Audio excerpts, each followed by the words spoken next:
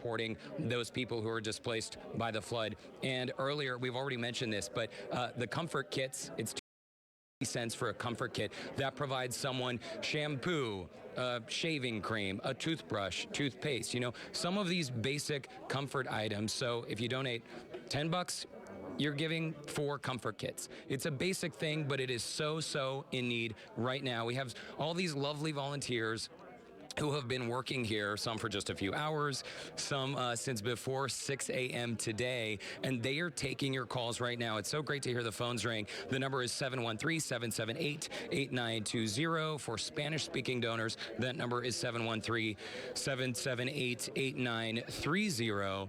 And, of course, we all know the Red Cross. We know the fantastic work that they do. I was speaking to a representative from the Red Cross earlier today who said, you know what? We're on the ground, we're mobilizing, but this is big. This is a big deal. These funds are absolutely critical. I know $500,000 is a lot of money.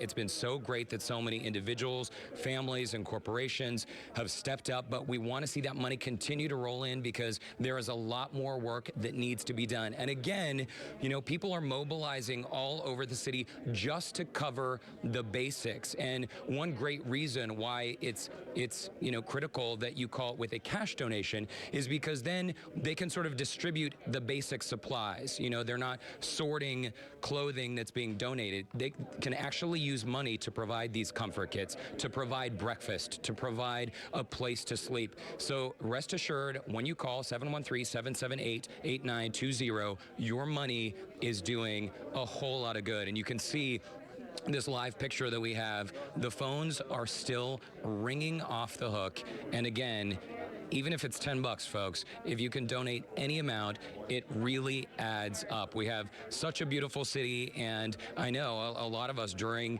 the past few days, we've been so heartened by the amount of support that we've seen pouring in. And it's incredible that, again, some people even stuck in their homes with floodwaters, they are actually picking up the phone, making a donation, and doing something to reach out. So, guys, it's been such a great day here, but it's not over yet. We still have many hours of this. I will continue here live until 7 o'clock tonight as these calls and donations continue rolling in. And then, of course, tomorrow morning, we'll be back here again live starting at 6 a.m. And, no time like the present, though, to call and make those donations. Again, the latest total that I've been getting from our team who's tabulating these amounts, $553,000.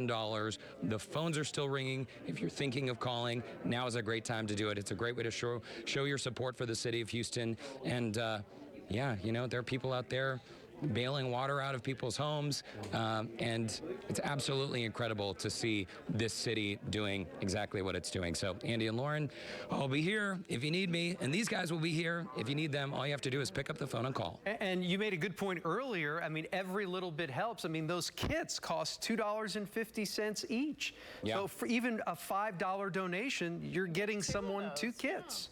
Yeah, absolutely. And it's not just those comfort kits. I mean, there are so many different ways. I mean, a blanket. There's even a cleanup kit. Later, we'll be sure to show you some of the basics that come, because even in a cleanup kit, if your home is flooded, even if you only had a few inches of water, anyone who is experiencing this right now knows the amount of mud and sludge and debris coming through the home. And part of the cleanup is just getting your home to feel sort of like a home again. So it's not only the comfort kits that are there. You're seeing a live shot on your screen right there, but that bucket, that is the cleanup kit. So they're all different kinds of ways, from blankets to shampoo to these cleanup kits, to help our fellow Houstonians start just feeling a little bit normal again. I mean, if you've been watching our coverage right here on KPRC Channel 2 the last few days, you've heard a lot of people, talk about just being sort of like wet, like perpetually wet. And I think there are a lot of people out there who are really looking forward to just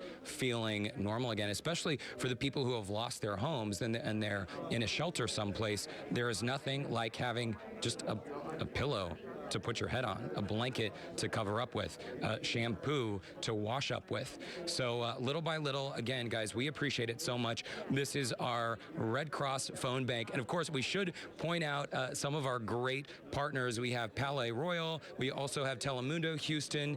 We are also proud to be part of this family, and we hope you'll join us by calling the number on your screen. We'll be here again until 7 p.m. today, and then starting bright and early again tomorrow at 6 a.m. So call us. All right. Well, we certainly appreciate it, Derek. Thank you. And we thank everyone who has called in and given, and those that are in the process of calling in as well. Derek, thank you. All right, I want to get out to our Joel Eisenbaum. He is up in Northeast Harris County, right near Greens Bayou, where that van carrying 6 members of one family went into the water. 2 bodies have been found today. Joel? Yeah, really a heartbreaking story, no doubt about that. We just got an update from Sheriff Ed Gonzalez a few minutes ago. They are right now in the recovery portion of this. They've apparently pulled that van, which is akin to a live truck van, really. In fact, there's one element in particular that was troubling in terms of the fate of these children. And inside, we know now, were 4 kids ranging in age from 6 to 16 years old that were stuck inside that van, a van that had sort of drifted off the road somewhat and into a ditch. This is right on the edge of Greens Bayou, sort of a remote area right here at the 11,400 block of Lay Road. This all started unfolding Sunday morning. Apparently, one family was concerned about the children, those 4 children, being inside a certain residence near here. So they gave a call to the uncle. The uncle came in that white van trying to pick up the entire family. We're talking about those 4 kids plus 2 great-grandparents. Well, they started traveling on Lay Road, really in the thick of the storm, and they never were able to negotiate Greens Bayou, which was really a roaring torrent at that point. So the van overturned into the water. The only person that was able to escape with his life was that uncle who made the original trip.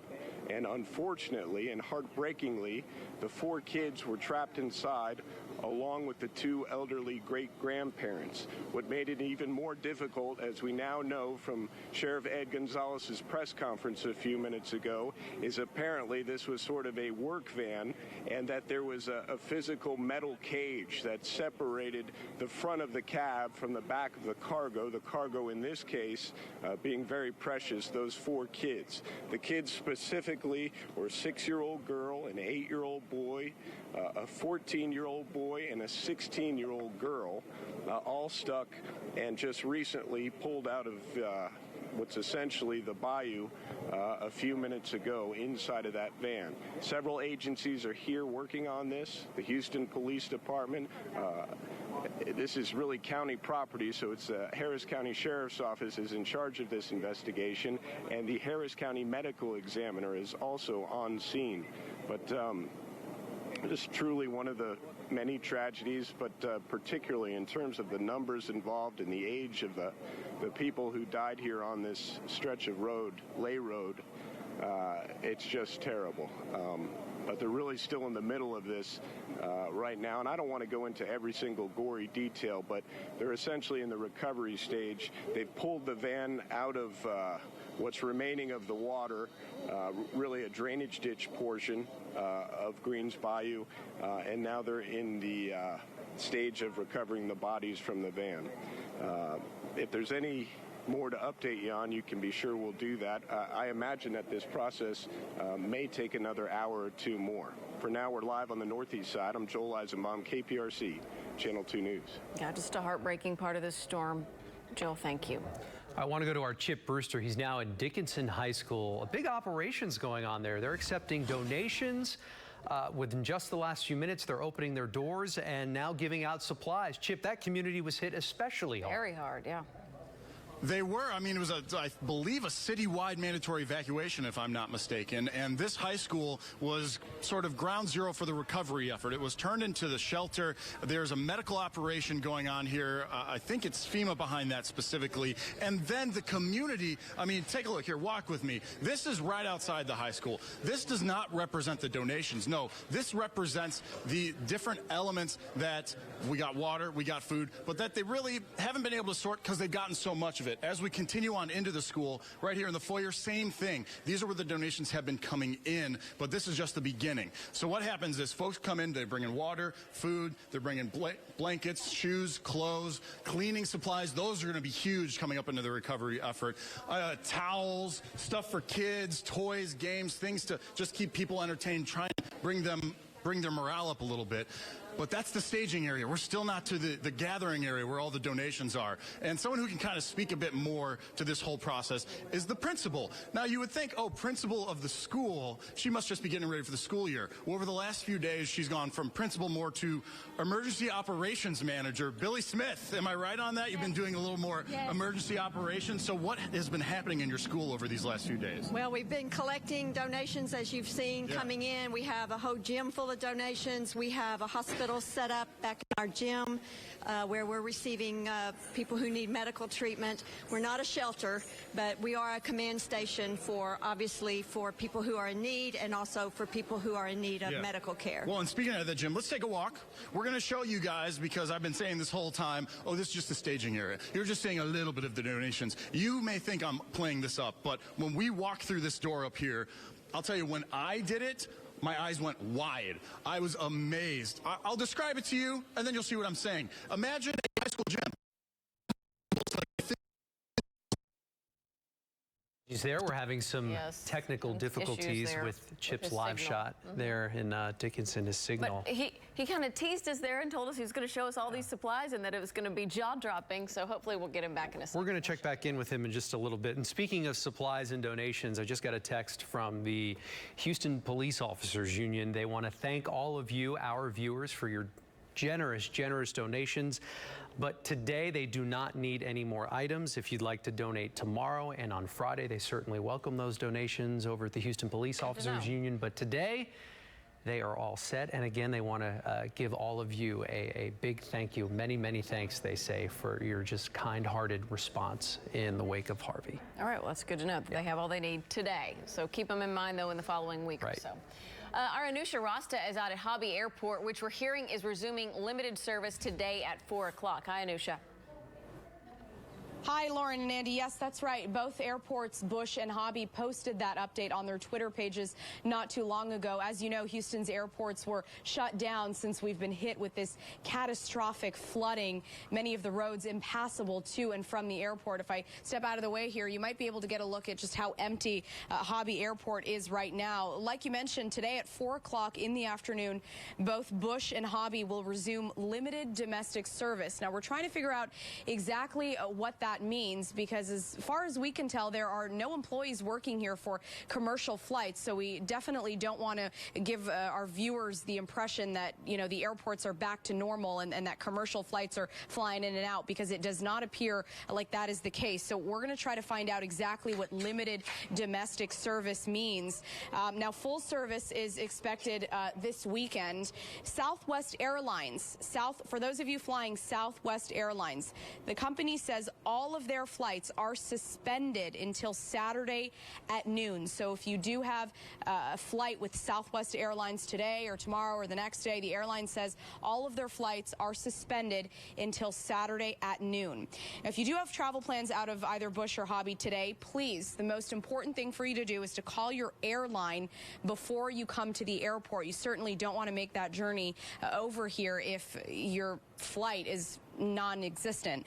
So if you do have travel plans, call your airline, stay in touch with your airline, and they will surely direct you as to what you're going to want to do. Also, you're going to want to check road conditions before you come out here just to make sure that you are completely safe. So we are going to stay on top of this for you. We understand Houston is an incredibly big city with a lot of travel in and out, and so we want to make sure that you are aware of any updates that do come out of the airport. But as of now, the airport here is empty. We do not think that there will be commercial flights today. Limited domestic service begins at 4 o'clock. We will clarify that, make sure we understand exactly what that means. And you can check my Facebook and Twitter pages, as well as the KPRC Facebook and Twitter pages and website.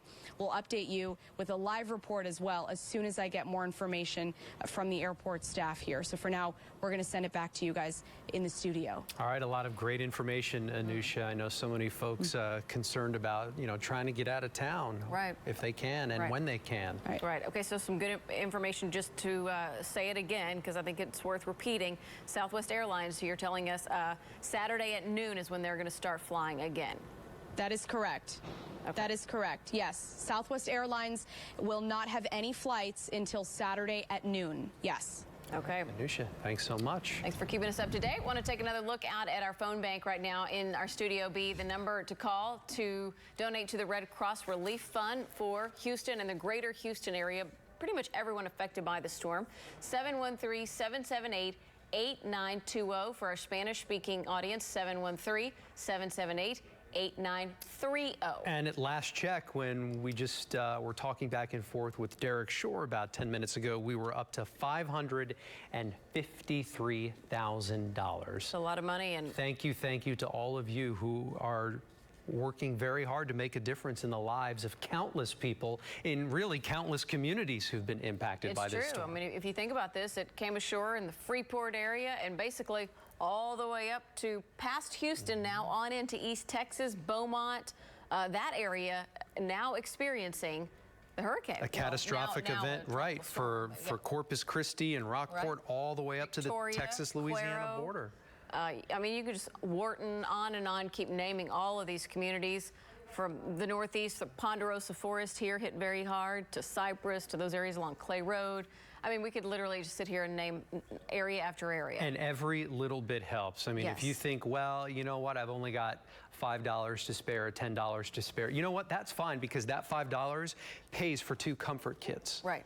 For victims, for flood victims. Right. And, you know, bottled water, too. I mean, if you're in a situation like this and you don't have access to a home, I mean, you don't have access to anything. So you need drinking water and that type of stuff. And so the Red Cross comes in and provides drinking water, some cleaning supplies for people to go back into their homes, blankets, those comfort kits that Andy mentioned, and hot meals. Hot meals. Which are a hot meal says everything right now. It's true. It's everything. When you go days without a hot meal, I mean, you can only eat so many protein bars and snacks, you know?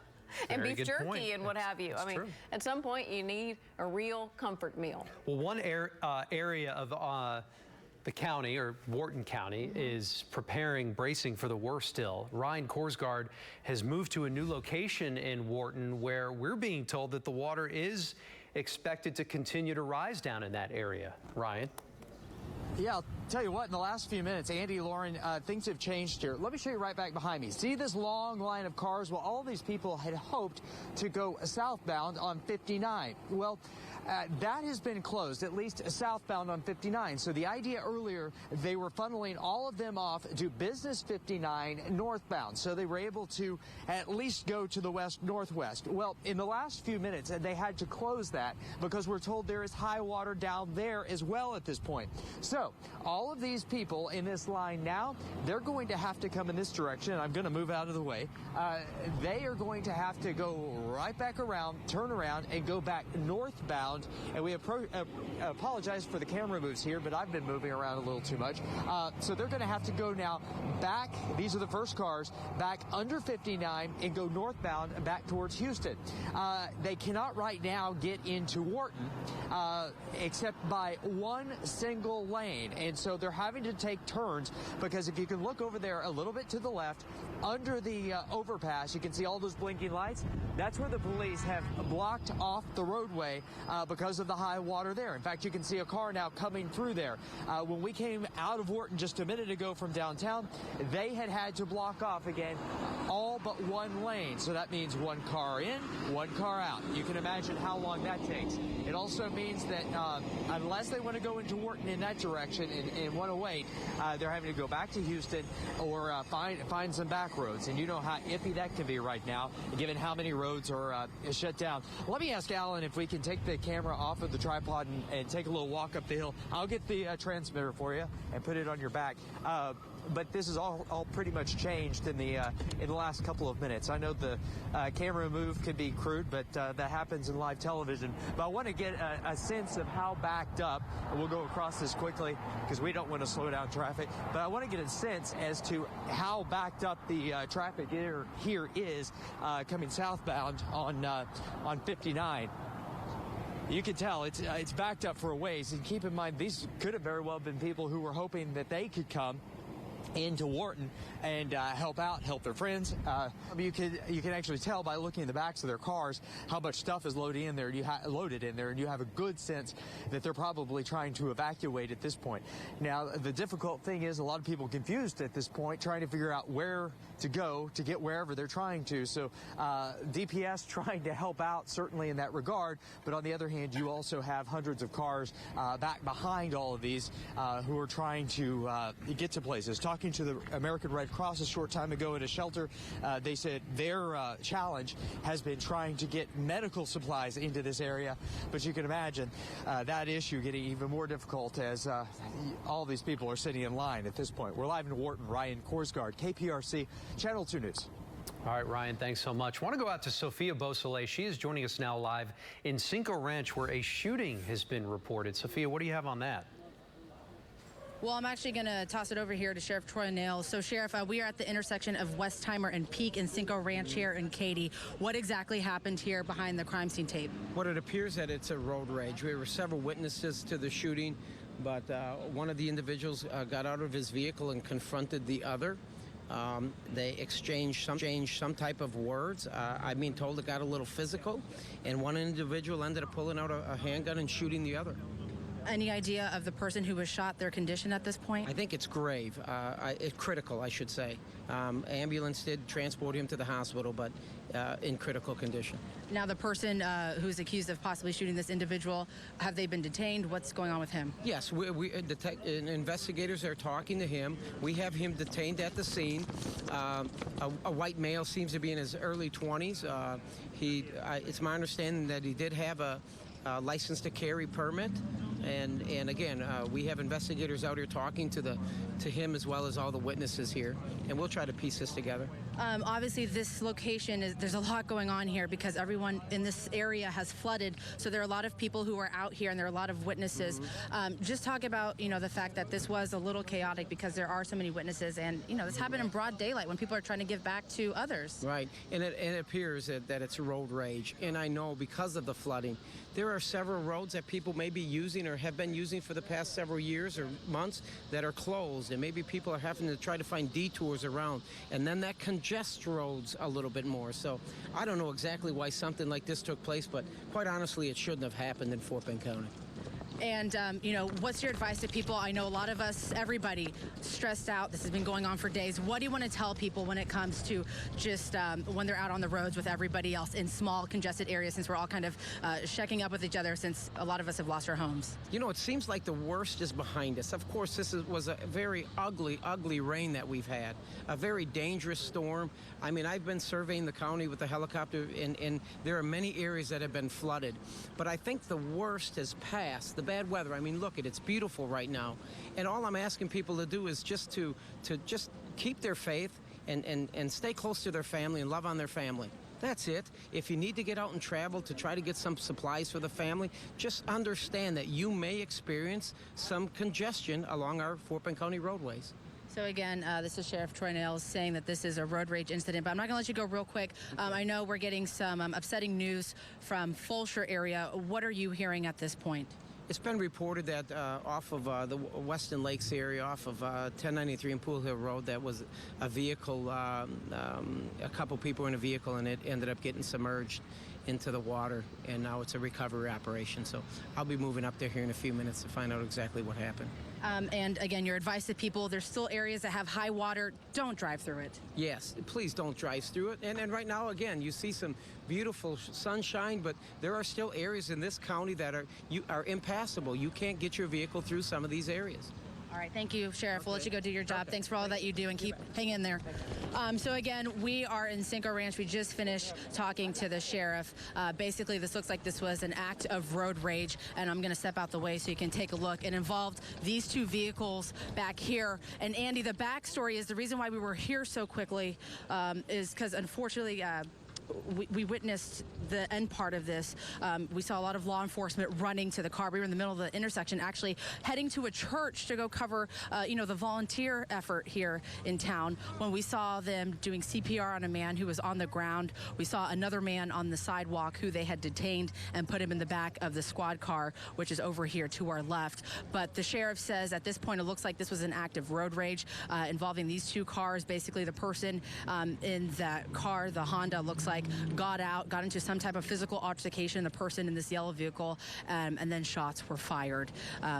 And again, this is very troubling for many people because all these neighborhoods around here flooded. So there's a lot of stress, there's a lot of anguish, and this is just something that people don't want to see on top of all of that. Reporting live from Cinco Ranch, Sophia Bosley, KPRC, Channel 2 News. Sophia, thanks so much. And Sheriff Nell's making that point. He understands that this is a very stressful time for a lot of people. People are on edge, but this is not the way to act out or handle your stress, to deal with your stress. Trying to fuse situations best you can at this point. And as the days go on, I think people are going to be even a little more on edge just because it's continued and exhaustion sets in, frustration sets in. There's no sense of normalcy for most communities out there, 90% at this point. So trying to fuse situations the best you can. Yeah, it's not indicative of the kind of behavior that we've seen. It's certainly not going to overshadow the wonderful work and the compassion, the kind work that we have witnessed over and over, selfless acts, one after the other. Frustration clearly getting the best of somebody today. All right, so just minutes ago, the Bolivar Peninsula Special Utility District issued a Stage 5 emergency shortage. This after a plant in Winnie had a major system failure from the flooding of Hurricane Harvey. The water shortage means that the irrigation of landscape areas is now prohibited. Also not allowed the use of water to wash motor vehicles, boats, trailers, other types of vehicles. Customers will be notified as soon as the conditions there change. So once again, that is for, let's say, Bolivar Peninsula area issuing that water request. So basically, you're only using water to drink and bathe at this point. Don't water your yard at all. Don't wash any cars, things like that. I mean, basically only really emergency or necessary, I should say, type water use. We also learned at that impromptu news conference that Sophia had with Fort Bend County Sheriff Troy Nels, he's going to a scene where it's believed that 2 people perished in Fulshire, in the floodwaters on 1093 near Fulshire. I believe it was near Weston Lakes. He said that was the location that he was headed out to right now, where 2 people are believed to have perished in the floodwaters, all, as you know, the result of Tropical Storm Harvey, punishing rain, days of punishing rains. And unfortunately, this is the end result. What's next for that area near Fulshire, Justin? I'm sorry. Yes, Lauren, we're switching. Frank's working on a show, and I'm working on a show.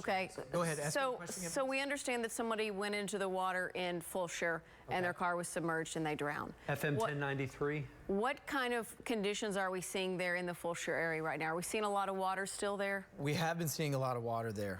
That's one of the spots that we've been getting a lot of Click2 pins from out near Brookshire and Fulshire, which is just south of there.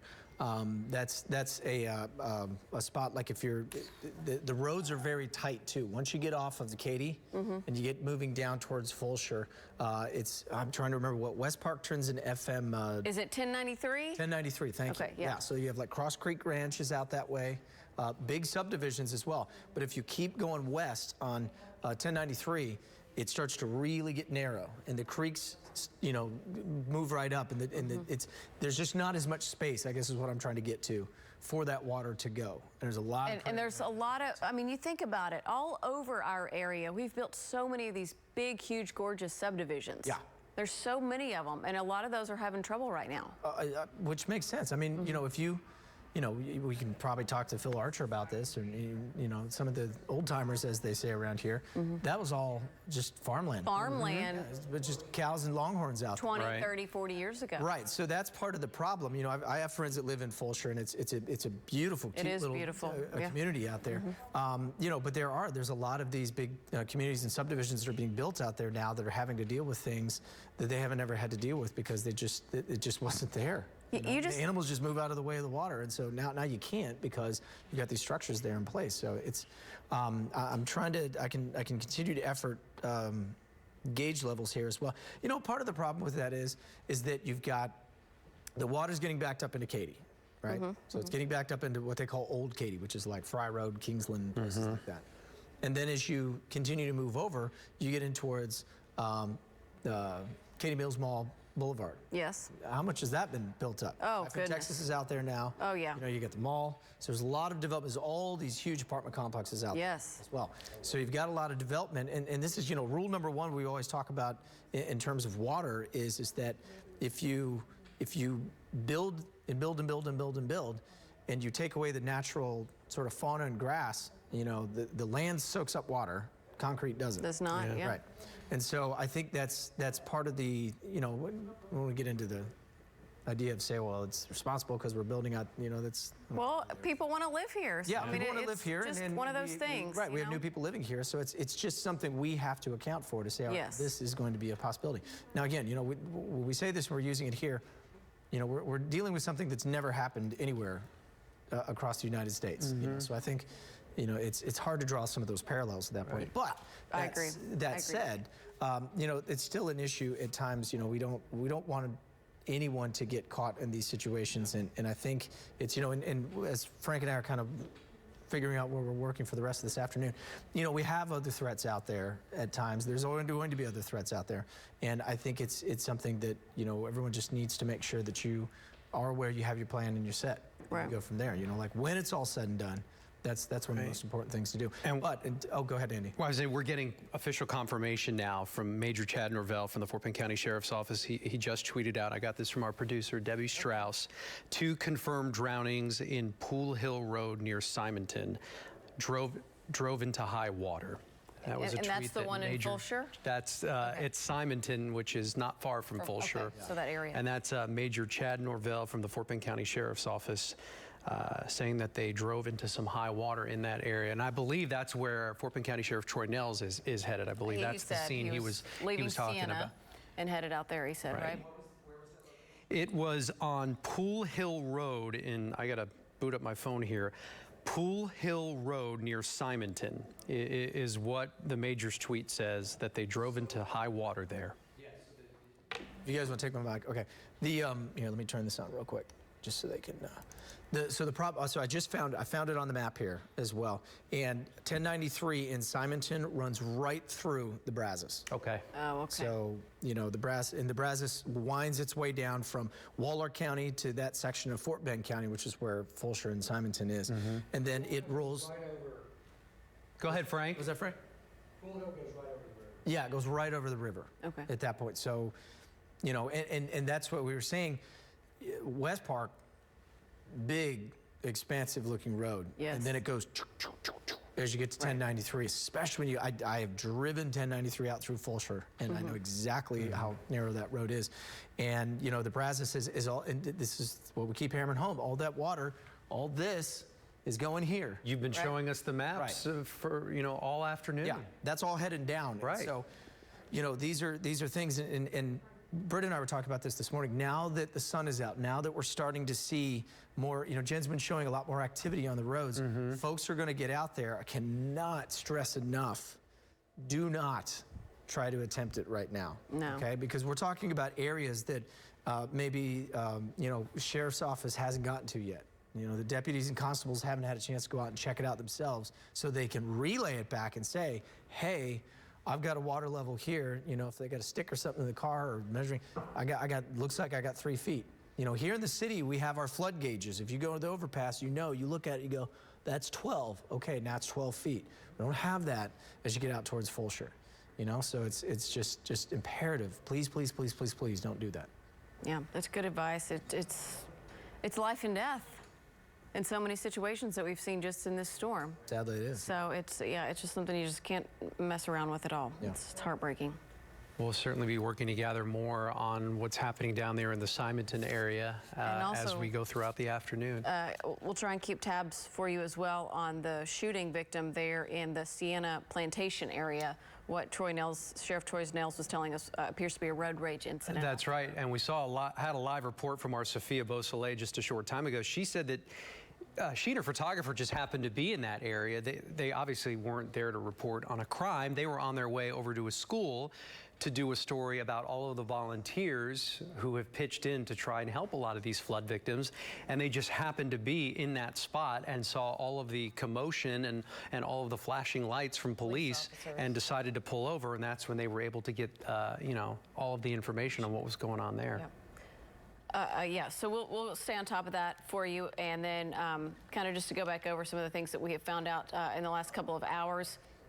We also know Southwest Airlines is going to resume flights Saturday at noon is when they're going to start again. So some flights are going to be beginning today as soon as 4 o'clock. At Hobby and both Bush Intercontinental. Right. But not Southwest flights. No. So be sure and call your specific carrier if you have a flight or if you need to get on a flight at this point. And I know at Bush Airport, we're talking about limited service today starting at 4 o'clock. Right. They expect the entire operation to be fully up and running by Saturday, but if you don't have a ticket, if you're not booked anywhere to get out of Houston, don't go to the airport. I mean, you have to have a ticket. They're urging people, if you have a ticket, great.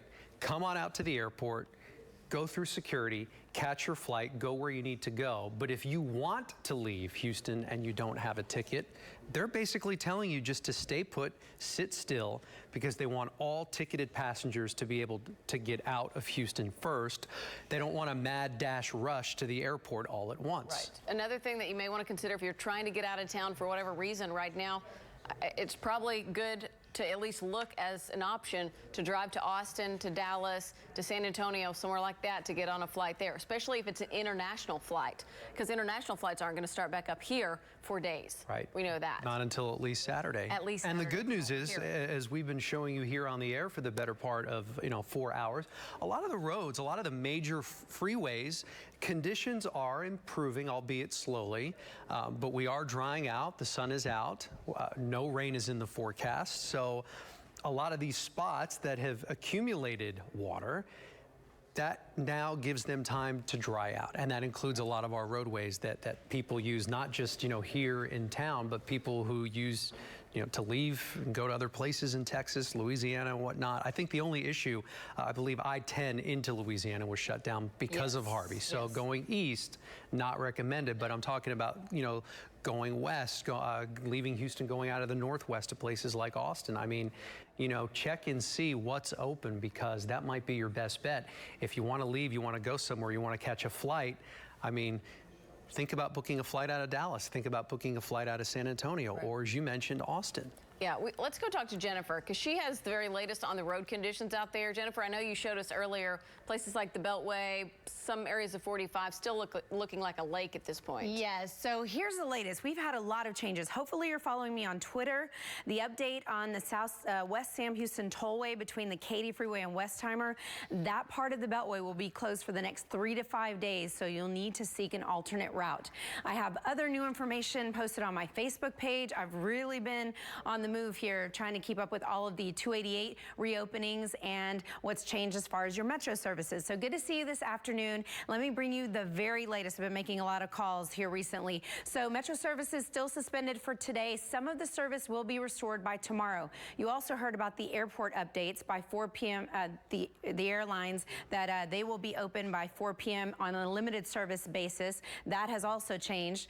Hectra and the Fort Bend toll, those tolls remain waived throughout the system. We're talking Harris County. If you're taking any of the beltways or those that require easy tag, they will be waived. I'll let you know when that changes. Galveston Ferry is still operating. We still have the Louisiana state line that is closed westbound coming in from I-10. That traffic is being diverted to 49 and then up to I-20, which is a huge alternate route. We still have the closures between Winnie and Beaumont running on I-10 due to all of the flooding that has happened toward the east. And here along the Fort Bend area, Rosenberg up to Foster, FM 723 is still closed between 90 and FM 359 due to the flooding at the Brazos River.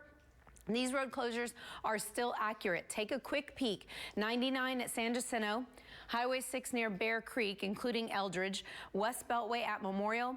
Katy Freeway from the Heights into downtown is flooded. Memorial Drive, Westheimer at George Bush Park, 45 at Cypresswood, the feeder road, 99 at 90. Parts of the East Freeway, especially from the Loop, pushing all the way out to Cove. That's all shut down in various spots. 225 at Ritchie is still flooded. 105 in Cleveland and 59 at McGowan is currently shut down. Select areas now open on 288. Northbound traffic is open to the public. They have cleaned up some of the road debris there as well. So northbound from Belford, that will reopen later today. Southbound from 59, that will reopen later today. But the 610 westbound connector to 288 north and south has reopened, and 610 eastbound to 288 northbound has reopened.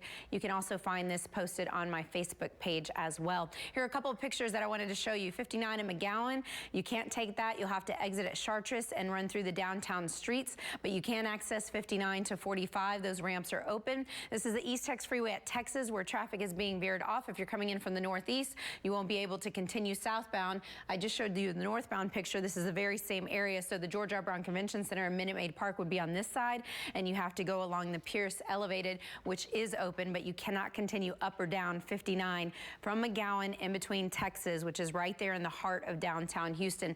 45, the North Freeway. We are moving along here at West Road.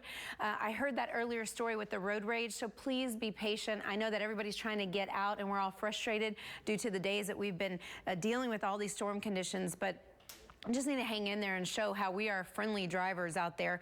North Freeway at Cypresswood, main lanes are extremely busy ever since they have reopened. The feeder road is still shut down due to flooding in that area. Southbound traffic, northbound traffic still going to be heavy, but at least it's moving along the north. And here's a look at Parramatta. Feeder roads have cleared up in that area. Main lanes are looking pretty good. Watch out for road debris and stalled vehicles. Those have yet to be completely hauled off in certain sections of town. Right near the Galleria, this is 59 at 610. Your interchange is looking absolutely wonderful. I don't see any road debris either, so pretty good conditions there. This is the Sam Houston Tollway on the south side of town in Monroe. These lanes reopened earlier. Lots of stalled vehicles to warn you about, so keep your eyes posted on the roadways, and you cannot exit the feeder roads. They are flooded along the South Beltway as you approach 45, the Gulf Freeway. Another live picture here at 288 and Holly Hall. I read to you the updates, and they are still continuing to clear out some road debris. They will reopen that portion a little bit later on today, and for that list, once again, you can head to my Facebook page. South Freeway at McGregor, this is what it looks like. We're seeing improvements as the water comes down and the drivers hit the main lanes right there near the medical center. I will keep you posted on the 288 stretch from 610 into downtown as the new information trickles out. This is the West Beltway that is shut down for the next 3 to 5 days right by City Center. You can access the feeder road lanes. At least those are open. This is another view from that very same area, Deerwood, Briar Forest, as you approach that toll plaza. All flooded and underwater. 290 at Skinner, that's been open at Barker Cypress in both directions, helping drivers come to and from the Austin and Brenham area. This is a look at the Katy Freeway at Eldridge, where a couple of lanes are getting through in the managed lanes and far to the left side. But as you notice to the right side, plenty of crews, dozens of vehicles pulled over. They are attending to the Highway 6 exit and the feeder road, which is flooded. This is all due to Bear Creek and the water that we are still monitoring on the west side of town. By the way, lots of folks asking me about side streets down in that area. It has been very crowded from Westheimer up to Gessner, all of those side streets. And I cover that with a Facebook Live posting and really zoom into Google Maps, so you can watch that replay of the video if you want to know the latest update on those side streets. East Freeway at Crosby Lynchburg is still shut down. And look at the amount of people out there walking the highway to take a look at the flooded conditions. It's not something that we recommend at all. I'm just describing what's currently happening as I see it develop with you. I've seen those viewers and those people walking around that highway for quite some time now. 225 LaPorte Freeway at Ritchie, we're still looking at flooded conditions, so no one's getting through on the main lanes out of Pasadena, but they are able to utilize the feeder road. So that's the only stretch of 225 that's underwater. Everything else is free and clear if you're headed toward Deer Park. 99, we've seen drivers use that. By the way, the tolls, remember, they have been waived. Still looking at some service roads that need to completely dry out, so don't be surprised if you can't take an exit or cannot enter at certain sections up and down 99. I think that's all for our camera shots. Is that right, Brooke? All right, that's it for the latest. Jennifer. And I will, of course, be back to give you the update on anything that changes here in traffic. All right, Jen, thanks so much. Good to see you. Take care. Yeah, we appreciate it. I want to go back to Chip Brewster at Dickinson High School. Yeah, we talked to him a little bit earlier, and your signal cut out right as you were about to show us those donations that have been taken in and given out at this point, Chip. Hey everyone, they are just about to open the doors here at Dickinson High School to what they are affectionately calling the Gator Mall. Take a look around. This is the high school gym, or I guess formerly the high school gym. I just did call it the Gator Mall after all. And everything you're seeing in front of you has been donated by the surrounding community specifically to help out anyone that has been impacted by Harvey, by the flooding that has been happening around here. I'm not just talking about folks in the Dickinson area. If you're seeing this, you need something that you see, you can come on down, because when 2 o'clock struck, they opened the doors. Billy, come on in here. Billy Smith is the principal of the school, which is kind of weird. I'm calling you the principal, but really you've been like the emergency operations manager for the last couple of days. Well, I'm just assisting. We have the city is here, we have ATF is here, we have medical personnel here. So, you know, my staff and I know the school, so we came in today as soon as we could get here to help coordinate and give them access to what they need. So who began the donation effort to bring all this stuff in and then hand it out? This fine lady right here. Hi, what's your name? Angela Forbes with the City of Dickinson. So where did the idea come from then of, okay, we've got this space, we've got this need, let's see if we can get some people to bring things in? Well, actually, this is an emergency management annex, part of what the city prepares for any national disaster or any other disaster in the city, and this is part of our plan to come up with. Now, the location could have been moved based on what the need was, and it just so happened that DISD opened up their buildings, and we couldn't be more grateful. But the thing is, it can be part of a plan. But it's another thing to actually have the community, right? This is just unbelievable. We are so blessed to have such a great community. Can you talk through a little bit, just a list, some of the stuff that you've gotten in? I don't know if you have like numbers of things, but it's obviously overwhelming. Oh, we have everything from showers, diapers, shower things, women's clothes, babies' clothes, formula, food, MREs. We've gotten about 10,000 MREs in, cases and cases of water. Car seats, baby car seats, baby. That's something a lot of people probably don't think about. Wipes, I mean, just anything and everything a general store would have, we have here. It's at the Gator Mall. And like I was saying, you opened your doors at 2 o'clock for people to start coming in. I think I mentioned that you don't have to be from Dickinson to come in either. No, anybody that's really within our community, within our school district, we invite them in to let us help them. You know, we're so blessed to be able to do this. We're excited, and just come on in. Yeah. And along those same lines, you're still taking donations. So many people have donated. So many organizations have donated. We just couldn't be more blessed. Yeah, and I want to go back to the schools really quick, because I know you said you're assisting the city. Rock on City. There it is, Rock on City. But your staff, they're a big portion of the volunteers out here. Absolutely. Once I sent out a Remind 101 and an email early this morning that we were set up, we needed assistance, and I had 25 or 30 staff members who are here, have been given their time all day, sorting clothes, folding clothes, receiving things, providing all kinds of services, unloading cars. These are my staff members who were not affected, and so huge operation. A lot of volunteer work. Well, it looks like you guys are handling really well. So, ladies, thank you so much for putting this together. We do what we can, but we're going to take the viewers on a quick tour, if you will. And also, if we can find him, I want to introduce you to a young man who is one of the volunteers here. He's only 7.5, but he has been spending all morning walking back and forth, hauling stuff. You see him? You see him? He's there. Oh, he is. He's right here. He's right at the end of this little walkway. So we're going to, excuse us. Thank you. Sorry. Excuse us.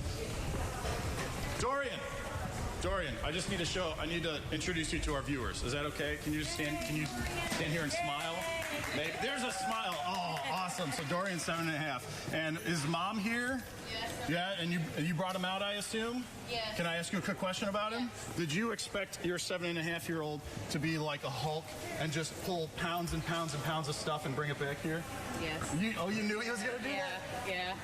That's awesome. He's a really good helper, so. He is. And he's wearing a Chewbacca shirt, so I can't argue with that one. Awesome. Thank you so much. Okay, the really quick tour. You just take a look down the rows, and it looks like you guys are organizing by age. Am I correct there? So organizing by age.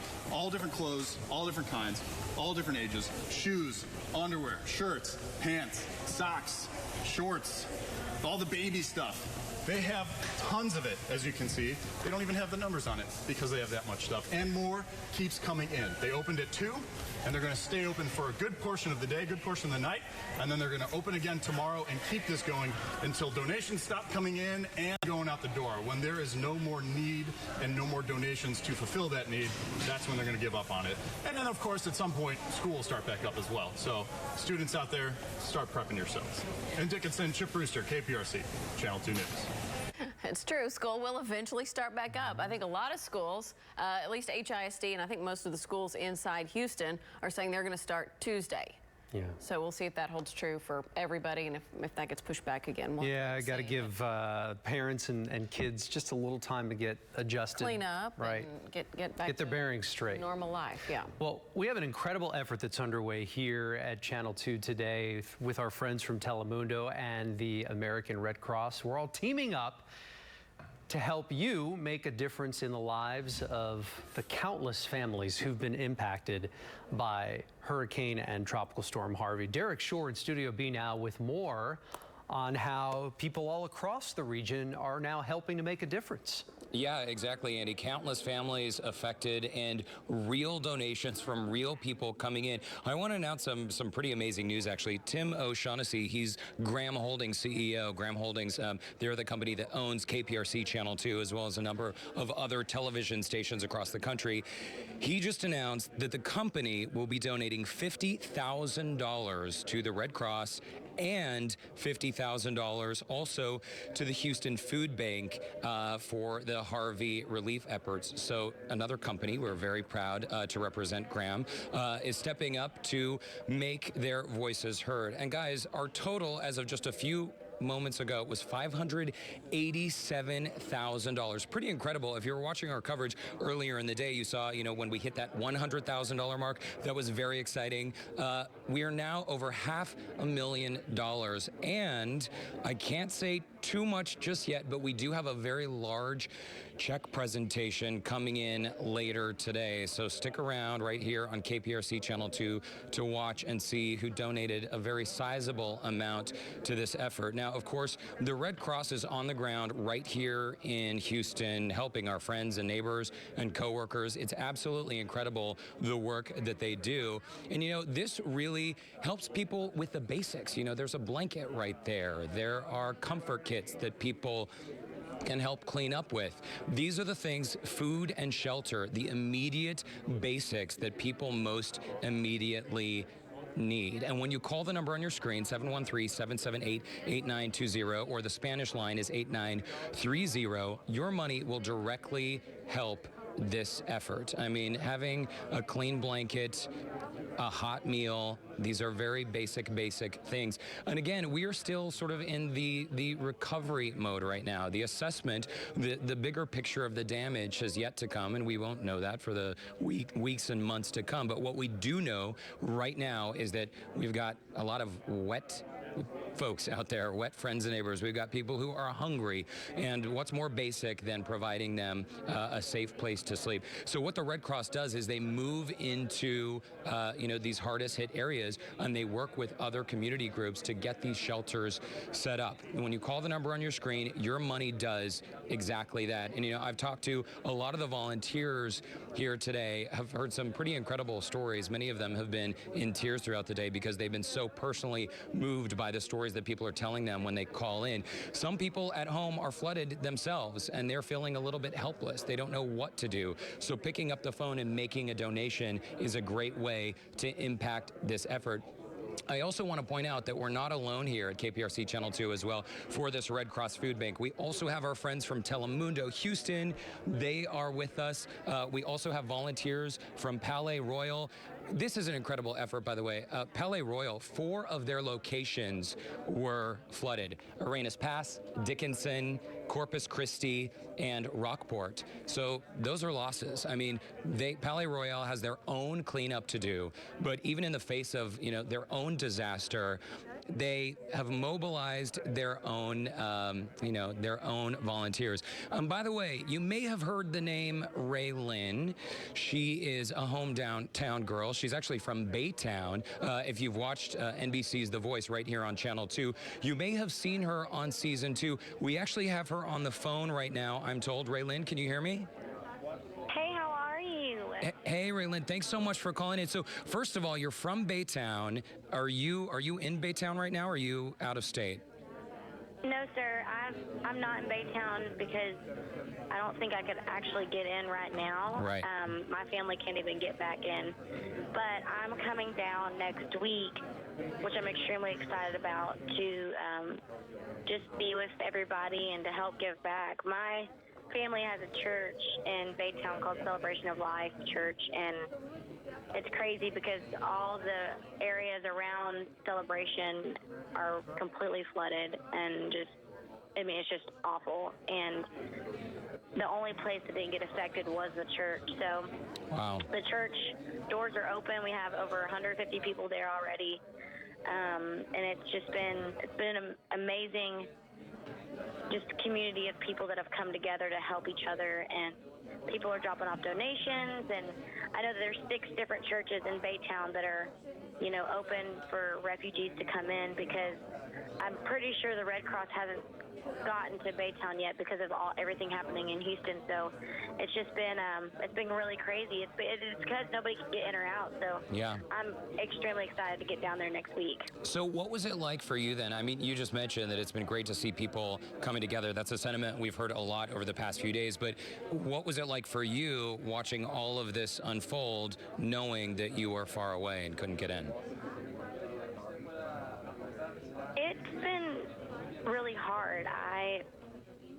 It's hard for me to see, my friends' homes that I've grown up going to, and people that I've known my whole life. I mean, Baytown is where I grew up, and it's the place that made me the person that I am today. And so to see it fall apart like it is, and it's just, I can't even describe how heartbreaking it was for me. I've cried so many tears, and I just feel like I can't give enough of, because there's just so much hurt. There's so much going on, and I just want to give everything, but I'm only one person. I know I'm not the only one that feels that way. Anybody that I talk to, they want to help, but but everybody just feels so helpless. I mean, it's just so awful, what has happened, and I just honestly, it hasn't hit me yet, and it hasn't hit my family really yet either, besides the ones that are there. I have a sister that's still there, and a brother, and my dad is as well, but my mom evacuated to Midland with my sister, and then my other family went to Dallas, so they haven't seen it yet. But my friends that are there, they're like, when you see it, it's just so, I mean, you can't even imagine. It's just awful. And I hate being far away. If I could have gotten in right when it happened, I would have gone. But it's just, with all the roads being closed, and nobody really being able to get in or out, it's been difficult. But I'm very thankful that the rain has stopped. Yes, many of us are so happy to see those blue skies. And Raylyn, I was actually stuck out of state the past few days. I could not get back in. Obviously, airports are still closed. I flew into Austin last night, drove in early this morning because roads were finally clear. So I can definitely understand that helplessness, that helpless feeling watching all of this unfold on television, in the papers. Before I let you go, though, I want to ask you, because I know you're not just a singer, you're also a very talented songwriter with some chart-topping hits. I mean, you draw from your personal experiences in real life to sort of help inform your music. So is it possible you're already working on a song about Harvey? What did you say? Am I already working on a song for you guys? Well, yeah, or a song that maybe relates to Harvey or, your community here in Baytown. I haven't started writing it yet, but if you want me to write it, I'll work on it. You know what? I wouldn't be surprised. Well, and also, sorry, one last question, but what does it mean for you personally? I mean, clearly you're a public figure. People know who you are. Fans of The Voice have seen you. They know you're a very talented young woman. How important is it for you to use your platform to be able to make a difference in a situation like this? I think it's one of the most amazing things about having a platform is the fact that we can use it for people in need or whatever's going on in the world. And anytime anything happens that is just unfair and that you just can't even describe, and when people are in need, I think that's a time for us all to come together and show love. And that's one reason I love being an artist, is the fact that I have, you know, this way to tell people, you know, to help. And I'm just so thankful for all my fans and my followers and everybody who is just on just like any of my social media. They've just all have given as much as they can and just really helped out everybody in Houston. I mean, that's the beauty of doing what we do, is the fact that we have a community of people to reach, and it's at our fingertips. And so I think it's super important for artists to get involved, and you've seen it. You've seen artists and celebrities really give back, and it's just a beautiful thing. And I'm honored to just be from Houston and Baytown, and I'm honored to see all of these amazing people coming together, especially in country music. It's been absolutely phenomenal. Like Chris Young giving $100,000 to the Red Cross, and just different. Luke Combs gave $10,000, and it's just all of those things help. I mean, it's going to take. But I think one thing that nobody really realizes. I mean, people will realize it, but it's not just now. In 6 months, people are still going to be displaced. You know, we just got to remember that this is going to be a long haul. We got to keep helping in any way that we can. You know. Yeah, and you know, Raylan, that's even more reason, because this is the long haul. That feeling of togetherness and that feeling that we're all sort of, you know, trying to do whatever we can and prop each other up. I always think, if only in the face of adversity, you know, it's like we come together, but if only we could remember that, you know, next week and in the coming months, hopefully we can all be a little kinder to one another. Oh, so. And that it's just, I remember when I was in elementary school, I was in 5th grade, and I was going to Bowie at the school in Baytown, Texas. And I remember all of the kids that were coming to the school, because we had uniforms. And all the kids from Katrina were coming to our school, kids that were affected by Katrina. And the teacher told us, they were like, hey, we're going to have new students in the class. They're not wearing uniforms, but it's because, you know, they were involved in Katrina. And we just need to show them as much love as we can, because we don't know what they're going through. Wow. And when all of this was happening, I just remembered that moment, and I remembered how much love we showed those kids, like the people in our classroom. And I just think it's really important to realize that, and just to show as much love as we can, and be a light in this really dark place that we're going through right now. So. Well, Raylan. I know it's crazy when all this was happening. That memory just totally came to mind of when I was younger and all that happened. And who knew that one day the same exact thing would be happening in your own community? It's remarkable. Yeah, I mean, I think a lot of us have never seen anything like this. Raylan, good luck getting back into your hometown of Baytown. Check back in with us, please, anytime, and let us know how the work is going, because you, along with the hearts of many other Houstonians, we're all in this together. So thanks so much for your time, Raylan, and we'll be in touch. Thank you. God bless. And a reminder to those of you watching at home, if you would like to help in this effort by making a financial contribution, 91 cents of every dollar you donate, that's 91%, right? Simple math, goes to the direct and basic needs of the people in our community who are most affected by the flooding here. That's food, that's shelter. The Red Cross, obviously, is an incredible organization doing incredible work.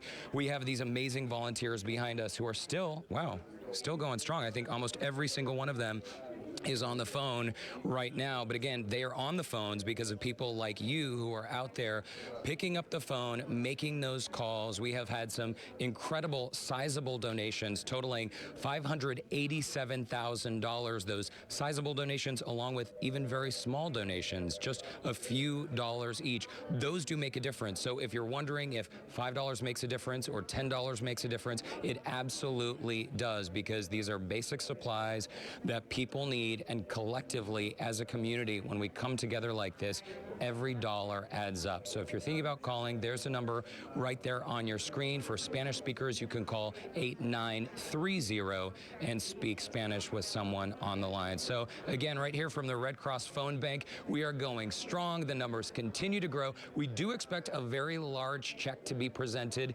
later this afternoon. I'm still encouraged that we will make it to the $1 million mark by the end of our phone banking session today, which will be 7 p.m. And a reminder that we will be back here bright and early starting tomorrow morning at 6 a.m. Picking up the phone. So we've got a lovely team of volunteers. Many of them have been here for 8 hours, actually. Some started before 6 a.m. So they're going strong, and we're here to take your calls if you're thinking about calling. So guys, for now, I'm Derek Shaw. I'm going to send it back to you in Studio A through the wall. All right, Derek. Thank you so much. Great job out there. And thank you to everyone who's called in to donate to our line there. And we have raised quite a bit, but it's going to take millions and millions of dollars to get people back to normal and back up and running after a catastrophe like this. And there's still plenty of time. You have until 7 o'clock this evening. And again, as Derek mentioned, the volunteers will be back at it at the phone bank beginning tomorrow morning at 6 a.m. So plenty of time to help out a neighbor and a friend and make a difference. All right, I want to go out to Anusha Rasta. She's live for us once again out at Hobby Airport, which we're hearing is resuming limited service. What, starting in about an hour, Anusha? That's right, in about an hour. And I have some, excuse me while I look down at my phone, I have some new information that I want to make sure I get out to our viewers. First of all, the airport system, both for Bush and Hobby, tell us that as far as they know, there was no damage to the airports because of flooding. So let's take a look inside here so you can see how everything looks normal. For our viewers out there, for anybody who's parked their cars in the garages at both Bush and Hobby and the Eco Park garages, we're told that there is no damage to your car. So we've seen some folks come by and pick up their cars. There's actually Ty up there. If you look at I don't know if that's the top floor, a man with his pickup truck right there to your left. But we've seen folks come by and pick up their cars. So the cars have been okay. The garages have not been flooded or anything like that. So that's good news there. Now, yes, Lauren, like you mentioned today, 4 o'clock in the afternoon, Bush and Hobby are supposed to be resuming limited domestic service.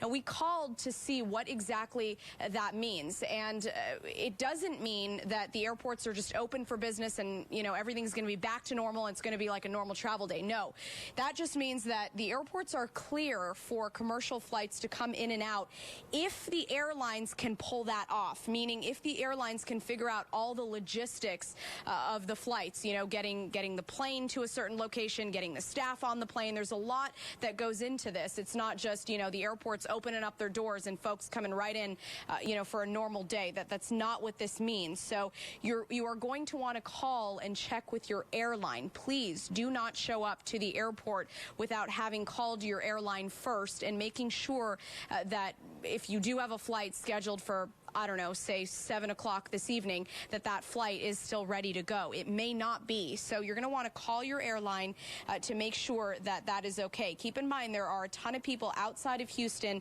different cities across the country, who are waiting to come home, and then also folks in Houston looking to leave the city.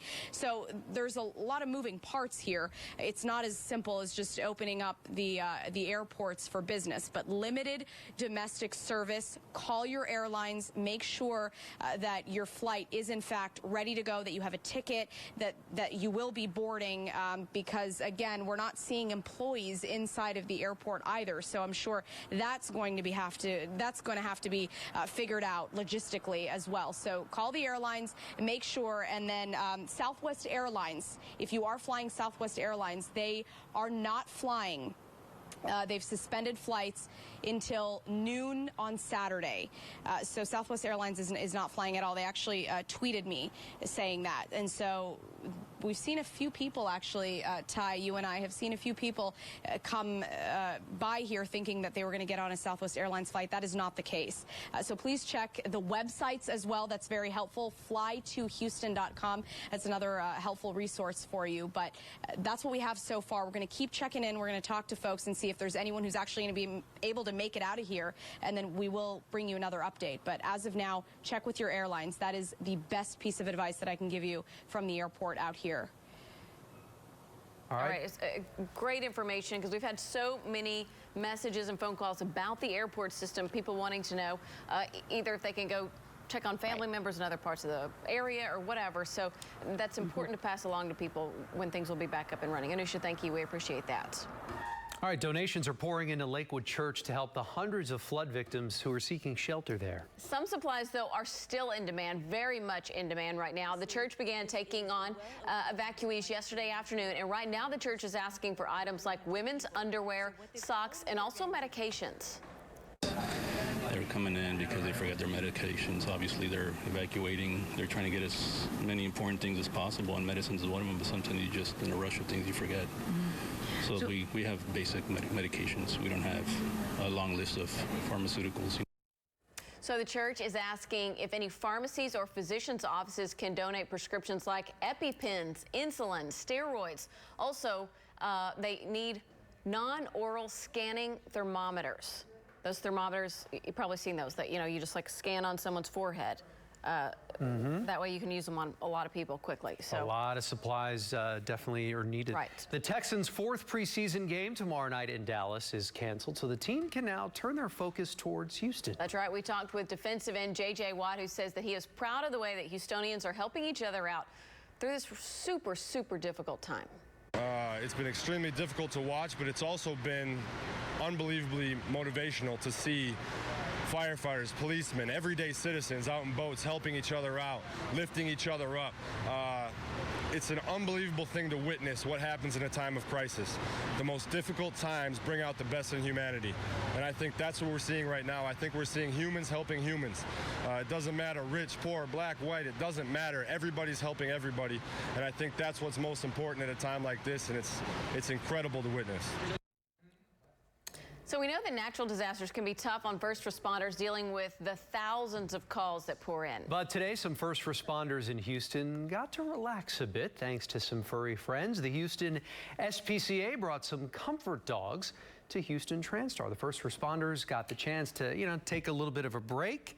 They got a chance to pet and play with some of the dogs. We're told the Houston SPCA did not receive any damage from Harvey, which is great news, but it's suspending adoptions, until things can get back to normal. That makes sense. All right, let's get you over to Frank. He is back in now after a quick little break to show us some more pictures from around the area because people want to see what it's looking like right now out there. Our viewers, I've been pushing Click2 pins. They've been amazing. They've been amazing. Clearly, we can't be everywhere. No. And everybody else is everywhere. So it's been really terrific. So I do have a few to show you, and I'm getting more in as we speak. This is obviously the Brazos River here, and that's looking toward the Bar X Ranch down in Brazoria, because the big water rush is the next stop is going to be in Brazoria County and for the Colorado and Matagorda County. So I know clearly people in West Columbia and Angleton and Brazoria and Sweeney, all of you are really watching this carefully. So there's one look, and then this is another. I've got a video of this too. This is the 521-332 bridge in Brazoria, and there you're looking at a drone video. So I'll step back, and you can see it's right now it's in pretty good shape, which is certainly good news. But we're just going to have to keep watching this as it moves along and see how it all works out. But right now, things are within bank to fairly moderate. But there was really no issues this morning, and things have come up by lunchtime, and by tonight, I think we're going to be in some major flooding that's going to last through the weekend, as you'll see. Here's a look too at some of the Brazos overflow at 1462. That was just yesterday, but they're driving along. Jessica Smith, obviously in Damon, driving along there. In the meantime, here's another look at the Brazos River Union Pacific Railroad Bridge, if you know where that is in Richmond. So it's certainly gotten up there. And then this is in Humble. This is a private community in Kingwood next to Westlake Houston Parkway Bridge. And there you go. That looks like a gazebo underwater. The Kingwood is a bit of a mess up there, and it's going to continue again. Pretty much everybody through the weekend is going to have an issue. And then we're watching the tropics, which we're going to get to, because we just can't ignore it, I'm afraid. This was as of this morning. This in Katy, still high water there from A.H. Paver, and then we're back to this. So that's what we've got going now. We'll continue to get these Click2 pins for you as the afternoon wears on. There's still flash flood warnings back over Beaumont. Beaumont and western Louisiana have had an easy 25 inches of rain. There are flash flood emergencies in the Beaumont-Port Arthur area just like there were here. So those folks have really been hammered by exactly the same problem. The moisture coming in around Harvey, out of the Gulf, and then just dumping inch after inch after inch after hour after hour. Now, here's some news, and this just came in because there was a flash flood warning up to the north around Spring until 3:15, and that apparently has been dropped, right, Justin? Yeah, that's been dropped. Yeah, that's been dropped. This is still down here around Westville, just to the north there, until 7 tonight, and that will continue there until 7:15 around the Calderwood Drive area that we've been talking about. So there's that. We had this one outlined, but now ignore this because unless they put it back up to the north of there, that's been dropped for now. So here's the way the rivers are looking right now. So red is major, and most of the majors are record, right at record, even higher than they were at tax day. Orange is moderate flooding, minor for the yellow, and green is no flood. And clearly, there's nothing in green. So it's all gone from minor to moderate or major, basically, is where we are. So it's either orange or it's red. First of all, here up to the north, you can see this is good news. At least the Brazos and the San Bernard and the Colorado are coming down a bit in Columbus and Wharton. San Felipe has gone to moderate, so that's good news. East Bernard is still major. And then you'll notice at the San Bernard at Bowling is rising. At Richmond is rising. The Brazos at Richmond, the Brazos at Rocheron also rising. And right now, these West Columbia and Bay City and Matagorda are all at moderate or even minor. But look, they were green this morning. So they've gone from green to yellows, and they're going to go up tonight probably to major and stay that way through the weekend. Up toward Conroe, Porter, Humble, and Sheldon, everything's dropping on the San Jacinto. However, it's still moderate to major and will be again through the weekend. Trinity, Goodrich is coming down out of Lake Livingston, but it's still major. Romare and Liberty are steady right now. And given that, you shouldn't have anything coming up. So that's good, at least. And a lot of these that are dropping, that's good. That is certainly good news. Moss Bluff, because you're at the tail end of the Trinity here. Right now at moderate, but that's going to go major as well. So we've got a long weekend ahead of us. Let's talk about Harvey and where it is, and then we're going to get to the tropics in full. There's a look at the spin right there. You can see that's our beautiful GOES-R satellite there, and that really in the visible shows perfectly. Alexandria is right here, so this is moving right toward Alexandria.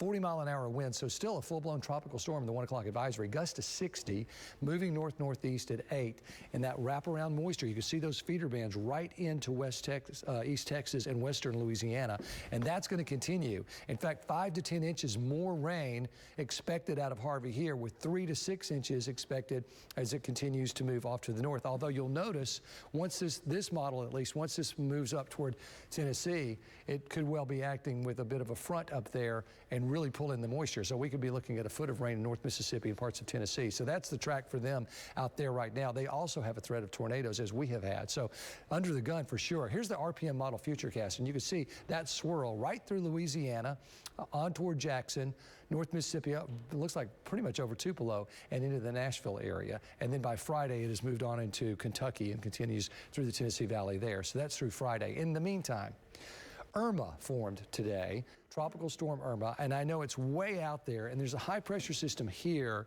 that is going to direct Irma, as you're going to see, across the Atlantic. And at the end of this, you're going to see Irma turn a little bit toward the Caribbean. That's because the high out there is also going to push a little south, and that's the reason for that. Right now, I'm not disturbed by any of this, if it all works out the way I'm hoping. But let's talk about it. This is moving west at 13 with 50-mile-an-hour winds, likely to become Hurricane Irma. Category 1 by Friday, continuing Saturday, Sunday, and Monday. There's the turn I'm talking about. And it's like, hey, wait, this is moving right toward the Caribbean. That's because the high is pushing a little to the southwest, and consequently, this line pushes a little to the southwest. And so that's what's making that happen. That doesn't mean it's going to move into the Caribbean. In fact, I want to bring this up and then go right over toward the Bay of Campeche, because there's an area of concern there that we are watching very closely that could become tropical storm or even hurricane Jose. Now, you see this little bit of low pressure right here, see that little curl? So we're already seeing a little low form. Now, if this happens, it won't be until the weekend. And if it moves toward Houston, it won't be until Monday or Tuesday. Now, saying that, there's a front on the way. We talked about this last night. So the idea is there goes Harvey between these two high pressure systems, and around this high, here comes this front Sunday, Monday, and Tuesday, and picks up whatever Jose becomes and moves it out of here. And this same front blocks Irma from coming into the Caribbean. In fact, this same front picks Irma up and takes it all away from the United States. So we're putting together some maps on that because Irma just formed today. The invest on Jose just happened at 2 o'clock this afternoon. So right now, what I'm seeing is a real possibility for 2 hurricanes to be in the Atlantic Basin in the next week, Jose and Irma. And Jose would certainly not be good, because even if it misses us, it's going to throw a lot of moisture our way as we get into Monday and Tuesday, if it forms. But right now, it's a 20% chance over the next 5 days, nothing in the next 2. So it's something that we have to watch, and that's what we're going to have to do. But the Hurricane Center has a very close eye on it, and that's why. 51.88 inches officially out of Harvey at Cedar Bayou and FM 1492. And you can see how that stacks up well above Amelia, well, pretty well above Claudette, well above Katrina and Andrew and Sandy as far as rainfall, that's for sure. I've had these viewer rainfall reports. I've had some people question them, saying, well, I only had 30 inches of rain in my rain gauge. How did some people have 52 to even 65?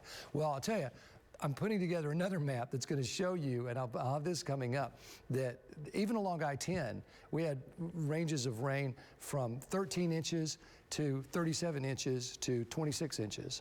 I mean, there were 10-inch to 20-inch discrepancies within this storm. Now, if you think about how you see a big thunderstorm just a few miles away and they just get hammered with 2 inches of rain and you get nothing. We hear about that all the time. So imagine this storm bringing in those kind of thunderstorms one after another, where some people got the 36 to the 40 to the 50 inches of rain and perhaps 65 in Copperfield, and other people got only 13, 15, 20 inches. That's what we've seen with this. So that's why people are saying, well, I was lucky. I didn't flood. I was lucky. And that is why. That is exactly why. Because if any of us had had 40, 50 inches of rain, we would have flooded. I don't care where you are. And if you live in a high-rise, your lobby would have flooded. So there's just no way that you can avoid a flood with these kind of totals. But some people just simply did not get that, and that's good. But the ones I'm showing are the highest that I'm getting from our viewers, and I have no reason to doubt them. And they're showing me their rain gauges, and perhaps they're off by 5 inches, I mean, even if they're off by 5 inches, we're still at 5 inches, 50 inches of rain and 49 inches of rain. So I'm getting too many of these to say, oh, well, they're all wrong. It was only 35 inches. I'm getting too many of these reports to not put faith in them. So that's why I'm showing them to you. They may not be official, but people have very good rain gauges these days. You have a question? Yes, we both do. I'm holding my hand up because I have a question. Ladies first. And maybe yes, ma'am. Maybe it's a silly question. It probably is a silly question. So I remember my great-grandparents' rain gauge, right? This big, held maybe 6 inches, right, of rain.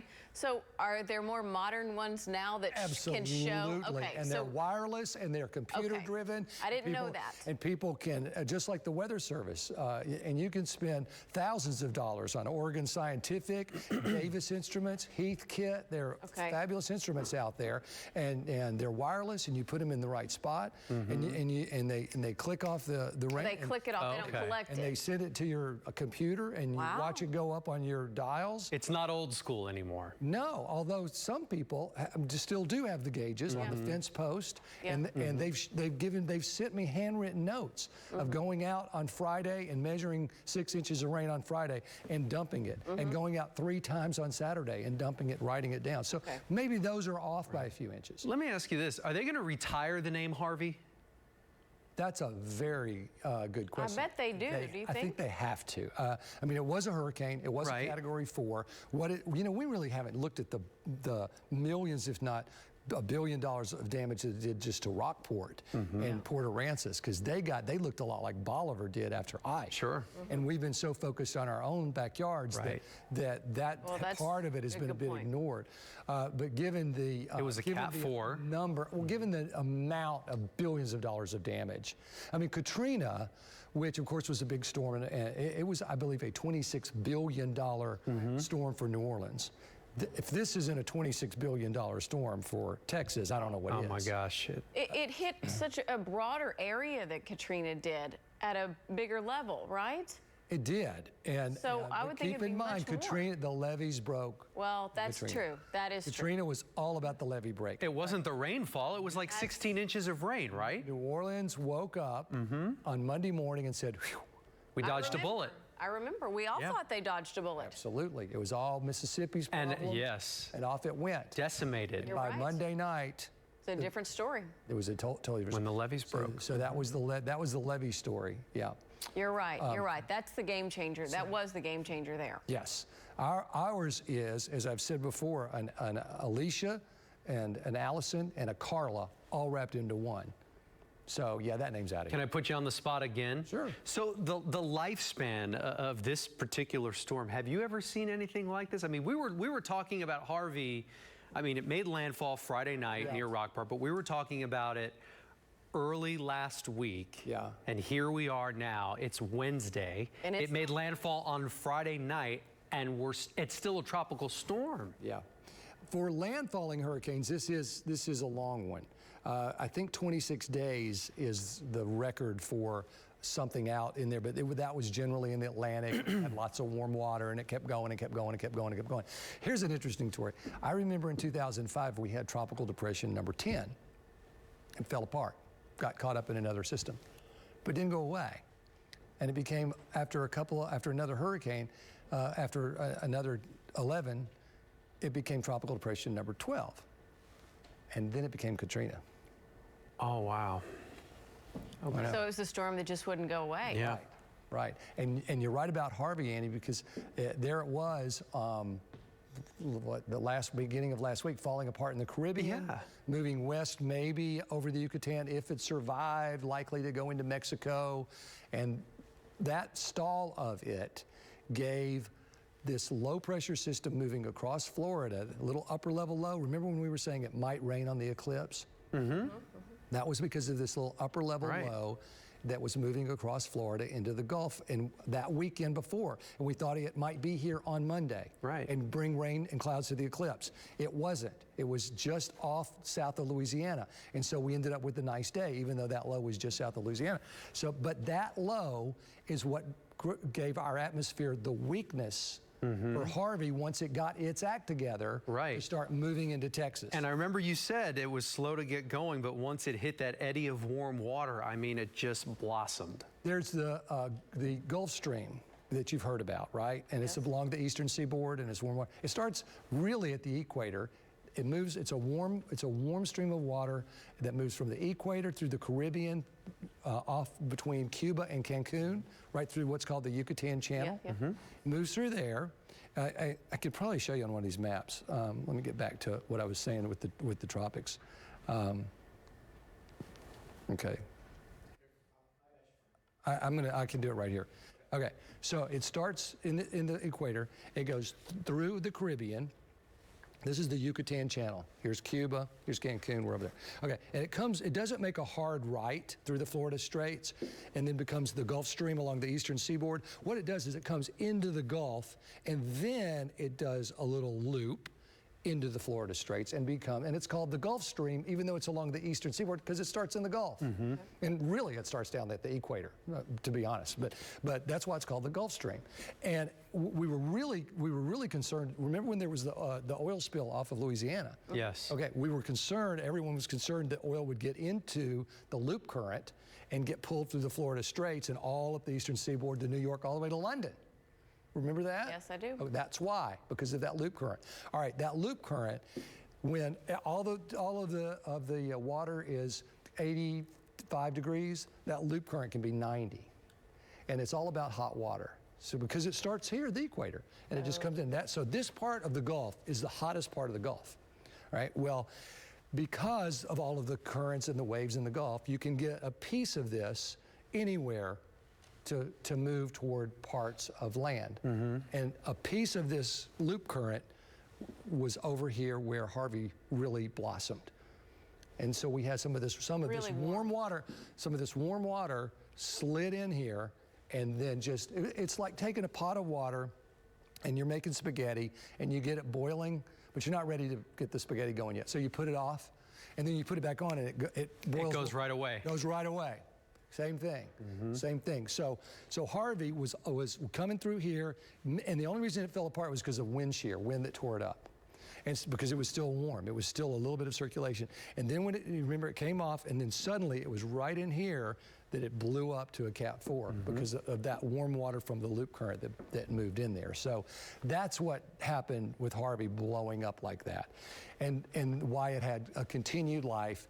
And then what was remarkable was that high pressure, because we had the high pressure system here and the high pressure system here that blocked Harvey in between.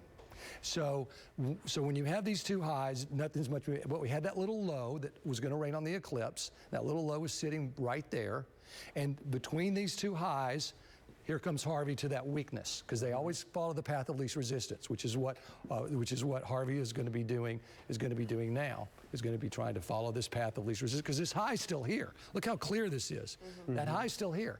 And look how clear this is. This high's still here too. Well, since we had such a strong storm, I mean, is the atmosphere down there essentially worked over, meaning that if anything else were to come in and develop, it wouldn't be as strong? No, not in the summertime. It goes back to okay pretty quickly. You know, I mean, I know that Harvey churned up some upwelled, some. Right.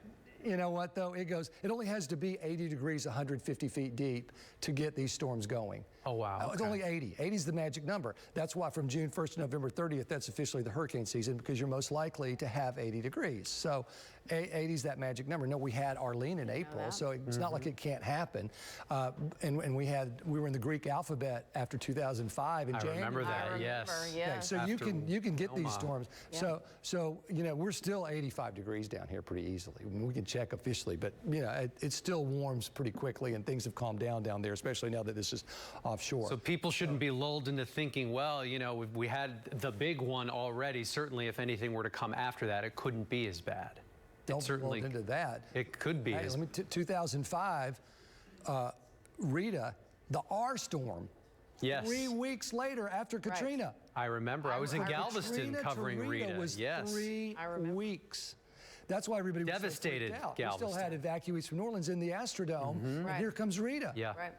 So no wonder everybody tried to leave, because they'd seen what happened in New Orleans with Katrina. They didn't really realize it was a levee issue. They thought it was more about the storm. Yeah, and then you see Rita coming as a Category 5 across the Gulf. You freak out, and there you go. Yeah. So absolutely. So back to your original question about Harvey being so strong, and I was explaining that the high was back over here, and that blocked it. And so here comes Harvey and gets blocked by that high. So that kept its life going, because you know, they all want to spin off because of the way the Earth spins, they want to go that way. I mean, that's just they just want to zip on out of here. Coriolis effect is what it's called. They just want to go that way, okay? So this high's blocking it, so now it is going to go that way, absolutely. And it started to go that way then. And so with that high blocking it, it really starts to move off to the north. Did I just do something there? Better watch those beads. So they're going to charge you for that. I know, right? so that's the issue as this is coming along. That's a fascinating little lesson there, Frank. Seriously. Yeah. Well, I'll tell you, I wait till you see some of these numbers and the way they all compare to each other. And I continue to get these kind of numbers in the 50-inch range. And I realize some people, they're 31, 34, and then there's a 10-inch, 20-inch jump. But even in the official TxDOT and Harris County flood control gauges, there are those kind of jumps. Well, because different areas just didn't get as much rain. Right. Yeah. We know that. Look, you can drive around right now and tell that. If everybody had gotten 55 inches of rain. Oh my gosh. I don't know what we would have done. We don't have an arc big enough. No, I don't know what we would have. I don't know what we would have done either.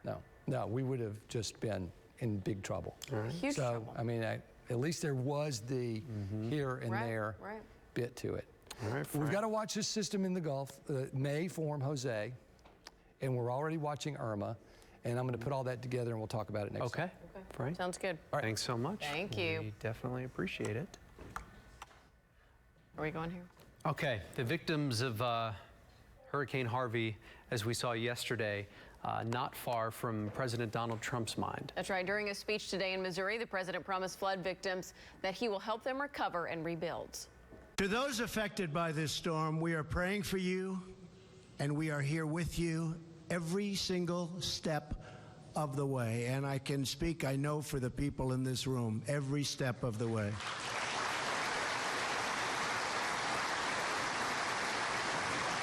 To those Americans who have lost loved ones, all of America is grieving with you, and our hearts are joined with yours forever.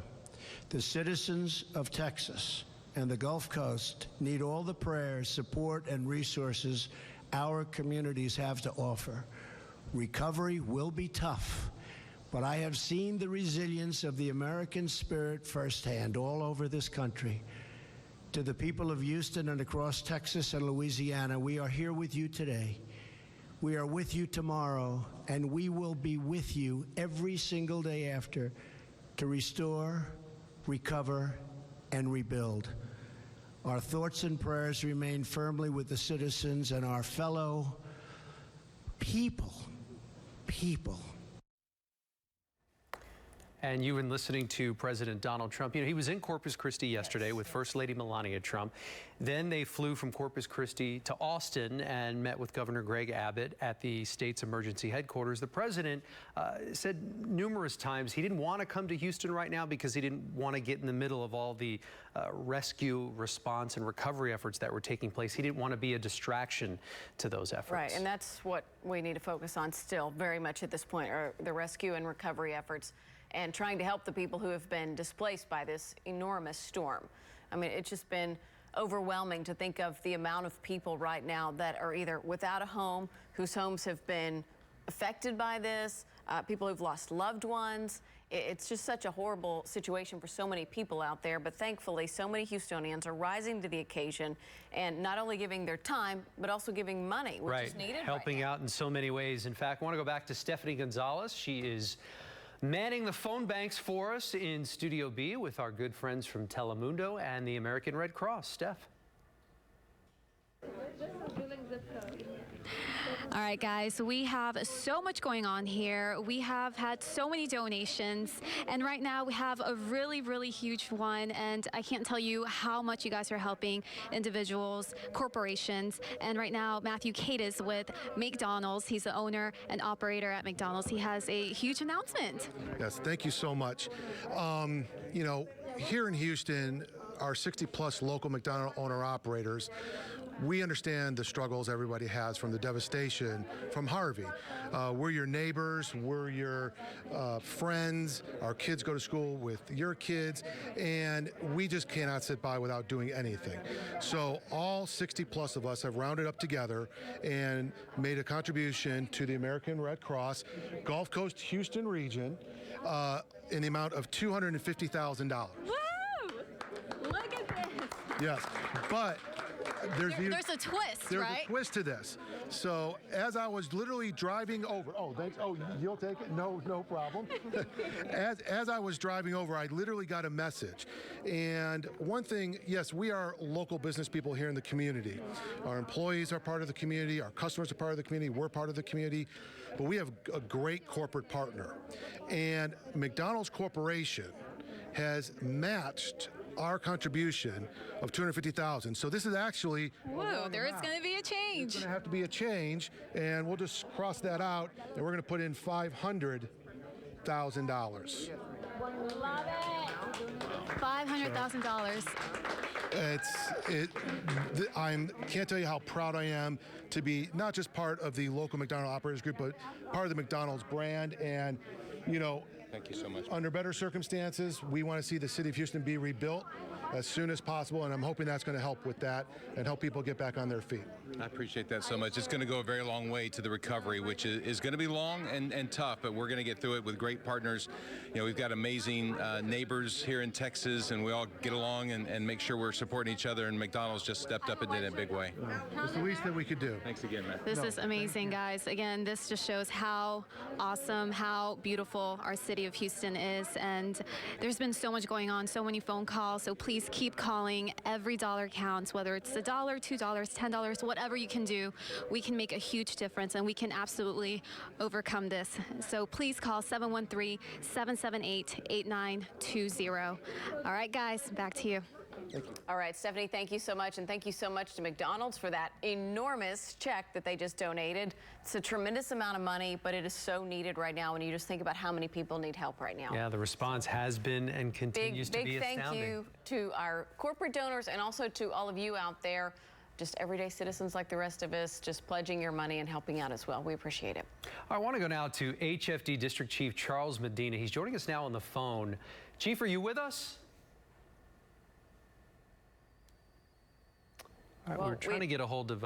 Yeah, the call dropped, but we were trying to talk to him, try and get some more information. We'd had some questions about Kingwood today, and specifically what's going on out there as far as rescues, if the water levels have started to recede at all there, because we knew yesterday, we heard from the mayor yesterday saying specifically in the Kingwood area, the worst was not over. No, that was one of the areas they were focused on. As of yesterday, yeah. The San Jacinto River, the West Fork of the San Jacinto River had a lot of people on edge yesterday. And so we heard the mayor say yesterday that that was one of the focal points for the rescue operations yesterday was the Kingwood area. So that's why we called up the chief there, Charles Medina, to try and get some more information about what exactly is going on rescue-wise and how many people they have left to get out of harm's way at this point. There were so many people in need of evacuation yesterday, including a nursing home. Some 100, 150 residents had initially been waiting because the water was coming in and they were waiting to be rescued, and they were thankfully rescued. 100, 150 residents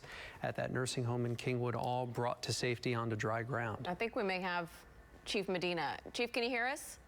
Oh, no, I'm sorry. Well, we'll keep trying because we know that's important information to get out. But, you know, we were talking a little bit earlier about the fundraising efforts that are going on here, and we're happy here at Channel 2 to be able to help out. We have some volunteers here in our studio taking phone calls and taking people's pledges and money with the American Red Cross. But also J.J. Watt has stepped up, donated. He's put together an effort, and he's raised $6 million, and now he's upped his goal to $10 million. $10 million, that's right. And they are loading up trucks as we speak right now with supplies, food, clothing, water, generators, just to name a few. He named a few of them during his news conference. And the goal is to get those trucks from the Dallas area down here to the Houston area sometime by this weekend, and to get those supplies in the hands of the people who need them the most, and not just here in Houston, Harris County. I mean, he wants these supplies to go all over.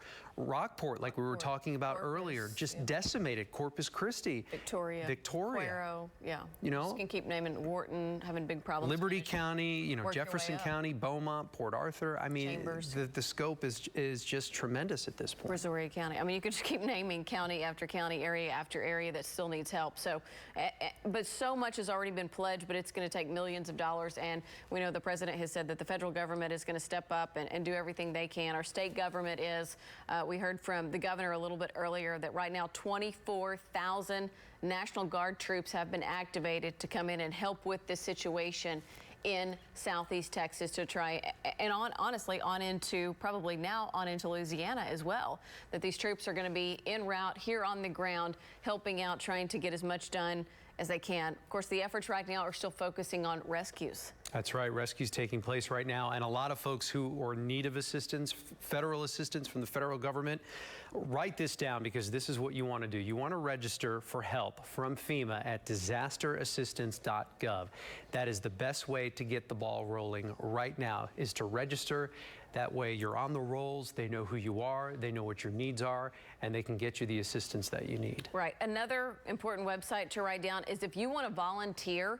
The Red Cross was telling us a little bit earlier, a website where you can go to get more information and also to sign up to volunteer, so that you head to a place where they need you, because some of these places have enough volunteers right now.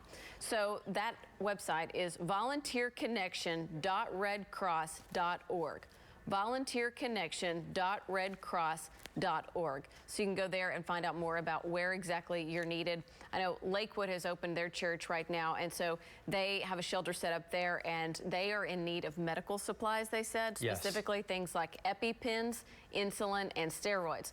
Now, they're not just calling on everyday regular citizens to go donate those things. They're actually calling now on pharmacies to kind of step forward and to bring those things. There are some doctors there to be able to prescribe and give people what they need, but a lot of these people just ran out of their homes, got into a boat and headed out, so they don't have those things with them. And so, I mean, you start thinking about especially the EpiPens and the insulin, a lot of people's lives depend on those. And we heard earlier from the county's public health department, and they were warning people to stay out of those floodwaters. I mean, obviously, if you're evacuating your home and you've got to get from your house to a rescue boat, you have to spend some time in those floodwaters.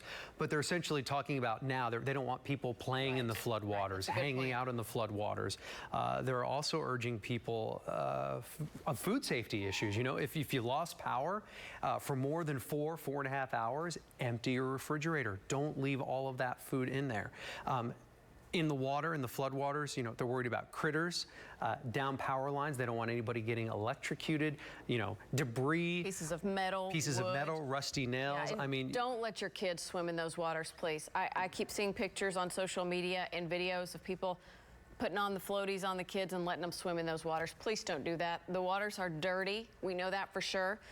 Just as you said, there's debris in there. And there's also those big manholes, and I've unfortunately covered these stories in the past, where they create almost like a suction, and children walking along and get sucked into one of those and drown and die. It's an awful situation, and you don't think about it. You think, well, you're going to let the kids blow off some steam and go play out there. Please don't. Do you have something to add to that, Justin? The fire ant pods, yeah. Fire ant I've seen pods. Those pictures floating around on social media too. And you know, we are beginning to dry out. I mean, we're not expected to have any rain today, so you may walk outside and look in your yard and you see pools of standing water. I mean, the public health department now urging you to find a way to get rid of those standing pools of water, because they're breeding grounds for mosquitoes. We already have a bad mosquito problem here in Southeast Texas as it is, without a major tropical system dumping 9 trillion gallons of rain on us. So today's a good day to survey your yard if you can, if you're still home, and if you have standing water, find a way to get rid of that, because you do not want breeding grounds for mosquitoes anywhere near your property. And you should probably take this time, if your neighbors are around, to tell them the same thing. Pass the message on. Yeah, it's just a good reminder. They also recommended, I know in the press conference with the Health and Human Services representative that they had there, to also keep in mind that the mattresses, once they get soaked in this flood water, they're ruined. You have to throw them out. If they were submerged or even partially submerged in these floodwaters, they can't be sanitized. They've tried, they've just never found a way really to kill all the germs and all the yuck that gets in there from the floodwaters, so those have to be thrown away. I know that's an expensive thing to go put in the dumpster, but that's really what they recommend for you to do long term, for you to be safest. And we've had a lot of different agencies holding news conferences throughout the day. We heard from Houston Police Chief Art Acevedo earlier this afternoon. He'd mentioned that 88 police vehicles have flooded. So they've lost 88 police vehicles in the waters of Harvey. And they still have 20 missing persons reports that they're trying to track down. They're still looking for. They initially had 47. They were able to clear 20 of those reports. So that leaves 20 that are basically still open 20 reports of people who are still missing somewhere in the aftermath of Tropical Storm Harvey. Yeah, and we know that natural disasters like this can be very tough on first responders dealing with the thousands of calls that inevitably pour in. Right, but today some first responders in Houston, they got to relax just a little bit thanks to some furry friends. The Houston SPCA brought some comfort dogs over to Houston TransStar. The first responders got the chance to take a little break and pet and play with the dogs. Visits like this kind of give people a way to kind of reset and to be able to, take a break from what they're doing from a mental perspective. Petting a dog has been shown to raise your oxytocin levels. It's been shown to lower your blood pressure, and so pets are a really great form of therapy for animals, for people as well. We're told the Houston SPCA did not receive any damage from the storm, but it's suspending adoptions until, things can get back to normal. Oh, look at those little guys. Those adorable, are cute. aren't they? Are those puppies, you think? Cute. They're going to eventually need a home, though. So if you see one you fall in love with, you can probably go scoop him up. Yep. Track him down soon. I know, as soon as they resume those adoptions, right? Yes, and we've told you this before, but it's certainly worth mentioning again. Fort Hood is sending 100 tactical vehicles and personnel to areas damaged by Hurricane Harvey. Now, we're told the group will stage in Katy. The service members are actually headed there right now. They're going to support delivery of relief operations for storm victims there. A deputy commanding general says that Fort Hood soldiers are willing and ready to assist everyone in need. Yeah, the Texans also putting football on the back burner right now so that they can focus on Houston and coming home. Yeah, we were just talking about this. Yes. They held a news conference in Frisco earlier this afternoon. We caught up with J.J. Watt, and he basically tells us that he's looking forward to helping the city rebuild. He's looking forward to getting back here. His teammates are looking forward to getting back here to reconnect with their families. Right. Some of them, he even mentioned, suffered losses, property losses in the floods. Some of his teammates, he was told, had 2 feet of water in their homes. Watt is hoping to raise $10 million. His initial goal was $6 million, and then he jumped it up to $10 million. He reached that. He's already raised $6 million. So he says he's first going to make sure that his loved ones are safe. He said he's going to give his girlfriend a hug when he gets back to Houston, and then he's going to get to work. Yeah, first thing I'm going to do is hug my girlfriend, and then we're going to get to work. I think that we've all seen what's happened. We just passed the $6 million mark on the fundraiser. I've upped the goal to $10 million because everything's bigger in Texas, and why not shoot for $10 million, see what we can do. I've already begun the process. We're filling the semi-trucks as we speak. Many people have donated their trucks, their time, donated food, water, clothing, generators, things like that. The goal is this weekend. We're going to get those trucks down here by this weekend, and hopefully the tentative plan is Sunday. We're going to have a bunch of my teammates are going to help me out in a few different locations around town to be determined, and we're going to hand out those supplies. The whole process, I'm going to keep the people updated. I want these people to know that their money is going directly to the people of Houston. I want them to be able to see that their money is going directly to the people. So I'll keep you updated the whole time. Our first wave of things is hopefully Sunday, delivering things to the people of Houston. And I'm also working, I want you to know that when I say Houston, I mean Rockport, I mean Victoria, things like that. So it's not just the Houston metropolitan, it's everywhere. So thank you to everybody who's donated, and please, please keep donating. We're going to try and get to 10 million. And you know what? Knowing him, I bet they get to 10 million. They've already hit the 6 million mark. That was his initial goal. So now they're hoping to get 6 million and get as much aid and many services they can to people here. They're loading up trucks right now as we speak with lots of supplies that the storm victims are going to need. Everything from food, clothing, water, generators. And the hope is to get those trucks from the Dallas area down here to the Houston area sometime this weekend, perhaps by Sunday, so that they can start handing out. And when I say they, I'm talking about J.J. Watt and his teammates and the other Texans. Yeah, they're going to spread out and fan out into the areas that have been hardest hit. I mean, that's his plan. That's his goal, is to get out into these areas, these neighborhoods in Houston and in other counties that have been impacted, and get these supplies in the hands of those storm victims. And a woman sent me a message on Facebook yesterday and said her husband was headed north to Dallas and said it was overwhelming, the number of semi-trucks loaded down with goods headed into Houston. Now, not all of them can get to where they're needed right now because roads are not fully accessible still. They're better, but they're not accessible still in many places. So a lot of those trucks have pulled over to the side, kind of waiting on the waters to recede, but lots of relief headed this way. I know my hometown, Childress, has put together an enormous amount of donations, and so they were driving them, and then I don't know the exact day, but up to Amarillo to put them on a semi-truck up there to then bring them haul them back down down here. south. Yeah. It's about 3:45. We're coming up on a very important deadline, and I say deadline meaning at 4 o'clock. We've been told that both George Bush Intercontinental Airport as well as Hobby will resume operations. They'll resume flights on a limited basis. Limited domestic service is what we're being told. Except Southwest. Southwest Airlines is not going to be starting today. In fact, they're not going to resume flights here locally until Saturday at noon. So if you're going to be flying Southwest or you need to work things out with Southwest, just know that. Until Saturday at noon, they're not going to be operating any flights into or out of Houston.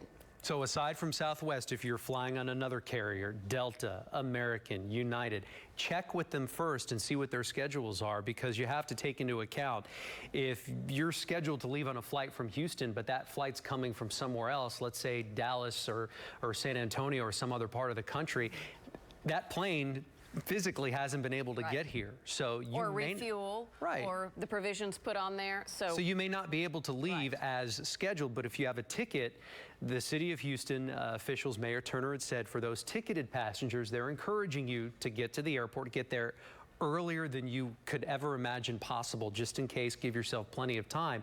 But if you don't have a ticket and you just want to leave Houston and go wherever it is that you need to go, they're just asking that you stay put until they can get flights with ticketed passengers up and running and out of here. And they hope to have a full schedule up and running, ramped up by Saturday. Okay. We want to get back out to Robert Arnold. He is back on the clock now with us after a bit of a break. Robert, welcome back. Tell us where you are and what you have for us. Okay, we're at 90 and Lindstrom Road in the Crosby area, and what we're doing is trying to get you an update on the Arkema plant situation. My colleague Joel Eisenbaum was out here for all day yesterday trying to get the update on that plant. As you know, the plant lost power, so the concern is the refrigeration units that are keeping the organic peroxides cool are not going to make it. They're failing because they can't get into the plant to check on that. And of course, if those refrigeration units do not hold, then there is the possibility of an explosion of those organic peroxides. Now, it's still a little bit confusing out here because when we first got here, we're trying to get to Beaumont because of all the flooding and rescues going on in Beaumont. When we first got to this spot, 90 at Lindstrom, it was blocked off by the Precinct 3 Constable's office, and the deputies out here said they're blocking it off because of the concerns at the plant. But now it's open again, and so they're letting traffic go through. So we're trying to get an exact update. I did speak with officials at the Harris County Fire Marshal's office. They say that, yes, they understand that there is the potential, if these refrigeration units do not hold, that there could be an explosion and fire at this plant. They have asked for a 1.5-mile evacuation radius around the plant. There are homes near that area, and so they're asking people to leave their homes just in case. Now, the trick is going to be is if the floodwaters recede fast enough to allow plant workers to get in there and tend to those refrigeration units. So unfortunately, it's still just as big a question mark as it was yesterday. Now, naturally, if there is a fire, there's going to be thick black smoke in the area. And according to people we spoke with at the fire marshal's office, the inhalation danger, so to speak, from this would be the same as if you stood right next to an apartment fire and all the fumes and everything that comes from everything in an apartment that burns. So we're trying to still see, but we can't really get any kind of a specifics. Fire marshal's office understands there's a possibility of an explosion. They can't say it's going to happen definitely at this point. It's all going to depend on whether or not those floodwaters recede fast enough for plant officials to get in there and tend to the refrigeration units at this point. But obviously, they are letting people back through 90 at this time. Earlier, they had it blocked off because of the concerns at the plant, but now they're letting people back through. So we're going to stay on the phone. We're going to still keep monitoring this and try and get as much specific information as we can and get that to you just as soon as we get it. For now, we are reporting live in the Crosby area. Robert Arnold, KPRC, Channel 2 News. All right, Robert, thank you for that information, because we know a lot of people in that area were calling and writing in that they were super worried about that situation. So at least they're letting traffic by there for now. Another situation that folks have been keeping their eye on has been up in Kingwood. We've got HFD District Chief Charles Medina on the phone. Chief, are you there with us right now? Yes, I am. Thank you so much for joining us this afternoon, sir. I want to talk to you about the situation that's been taking place up in Kingwood. I know yesterday that was a big focal point of concern in terms of high water rescues. They were taking place all over the Kingwood area. What's happening up there this afternoon? Actually, today we've had like roughly about 70 calls. And actually, out of those 70 calls, 60 of them were just for people that needed to be evacuated because they were, the water had already risen to the level where they just didn't feel secure. But we really haven't had any actual rescues where somebody was endangered. They just needed to be removed from their homes. Okay. And the other 10 were just medical calls. But we have plenty of resources here. So do you guys feel like you've gotten almost everyone out of their homes and apartments there in the Kingwood area? It all depends on what happens with with Conroe if they release the water. It seems like the water is subsiding a little bit. I'm not saying a whole lot, but it's subsiding. But if it rains a little bit, if it rains anymore, then of course Conroe has no option but to release some of the water. But we have got in contact through them, through OEC, and they don't plan to release any of the water, so we're doing pretty good. I mean, we still got some neighborhoods that do have water that 2 or 3 feet, or some of them even as 4 or 5 feet. But for so far, we haven't been inundated with a whole lot of cost. Okay, I was going to ask you about the West Fork of the San Jacinto River and what it's doing right now, but I think you basically answered my questions. In terms of, rescue personnel and resources, are you guys in good shape up there? Do you have any needs at this point? What do you need, if anything? You know what? I think we lost this call there. Lost Chief Medina there. Yeah, we really wanted to get that information out, though. Are you still there, Chief? Yes, I am. Okay. Yes, I am. Were you able to get my were you able to hear my question, Chief, about rescue personnel and resources? I mean, what do you need, if anything, at this point up there? Actually, we have had so many people come here that want to help that basically we just didn't have parking for all these people that have come from like California, Indiana, Arkansas. It's like, oh my God, we were just so grateful for all these people that are just coming. And then we also have a list of people that have called, and I just wrote down their phone numbers and the assets that they had. And like I said, I mean, I got all the assets that I have here, and I really do. Yeah. And I think it's what happened is just people just want to help us. You've experienced the true meaning of humanity more than most people will ever understand in a lifetime over the past couple of days. That's wonderful that you guys were able to get to it really, and I thank every individual, and some of the individuals, I can't even put them to work because I have so many assets here. And like the people from Arkansas, I keep telling them, I say, just hang on tight, hang on tight. I'm going to find a job for you, But we have a lot of assets. When you have people coming from California, Indiana, Arkansas, and other states, and, we also had the Louisiana Cajun team, and they brought about 7 airboats. I mean, it's just like, wow. And we even have a tanker for fuel. So we are very, very, very fortunate here in Kingwood. Okay, so really it sounds like the volunteers yesterday heard the call that you guys needed help out there, came out there, and they made the difference. They really have, and just knowing that there's people out there that care about us, it really, really makes a big difference for us too. Yeah, keeps your spirits high for sure, huh? Yes, it really does. I mean, it's like, what do you guys want? What do you guys need? And it's like, wow. I have so many assets here that it's like I can't even put them all to work. But like I said, I'm very, very, very grateful to them. Well, good. We're just glad to hear that because so many people yesterday, as of yesterday, were so worried about the Kingwood area. And we were too. I mean, we just didn't know what was going to end up happening. The water levels, last check at 4 o'clock yesterday, were still going up. There was a nursing home in need of evacuation up there as well? Yes, I think there was, yes. We were hearing about these neighborhoods that were predominantly 1-story homes. Right. And you're talking about feet of water in them. I mean, that's a deadly situation pretty quickly if you don't get people out. And it really is. It really is, especially when some of these people have never experienced. I mean, some of them have, but when you have some newcomers that have never experienced it, I mean, of course they're going to have a lot of anxiety. Oh, absolutely. Well, anybody would have anxiety when you're in a one-story home and you got 3-4 feet of water in there, or 2 feet, whatever, and it's rising. Boy, that gets serious quick. Well, yes, ma'am. Chief Medina, we certainly appreciate your time and want to say a big thank you to you and all of the men and women who work for you, and all of the other rescue personnel from all over the country who've come here to make a difference in good old Houston, Texas. We can't thank you enough, sir. Yes, and you know what? I would say this. It really feels good to be a true American. You know what I mean? Mm-hmm. You know, when people all throughout the United States care about us, because we are all in this, together. That's a good point. All right, well, Chief Medina, we appreciate your time and best of luck to you. We know you guys are still busy up there, and we'll let you get back to work for now. Thank you. Thank you very much. All right, want to go to Troy Campbell now from our sister station in Orlando. He's over at NRG, where a shelter has been set up. Troy. Yeah, so right now you can actually see a group of volunteers. We'll show you a lot of volunteers are showing up here. They just told me they've already turned away 3,000 volunteers. So they have 400 volunteers working right now. And for the moment, they're saying that that's all they need. So you see the direction they're heading, that is the hall where all the evacuees are. They said they want to use the term guest for everyone here, fellow Texans, guests walking in there, displaced guests at the least. At this moment, they're not letting us go in there. Which is absolutely fine. Give people their privacy. They've been through a lot. Some of the numbers, they were expecting about 2,500 today. So there's currently 1,500 people here right now. They say the center can max out at 10,000 people, and they're going to do random updates throughout the day. There's also a lot of law enforcement. You can see by the doors in the front.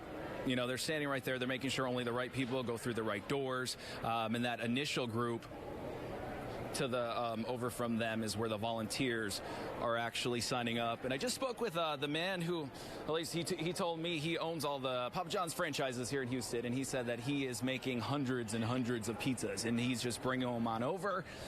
People just helping out people.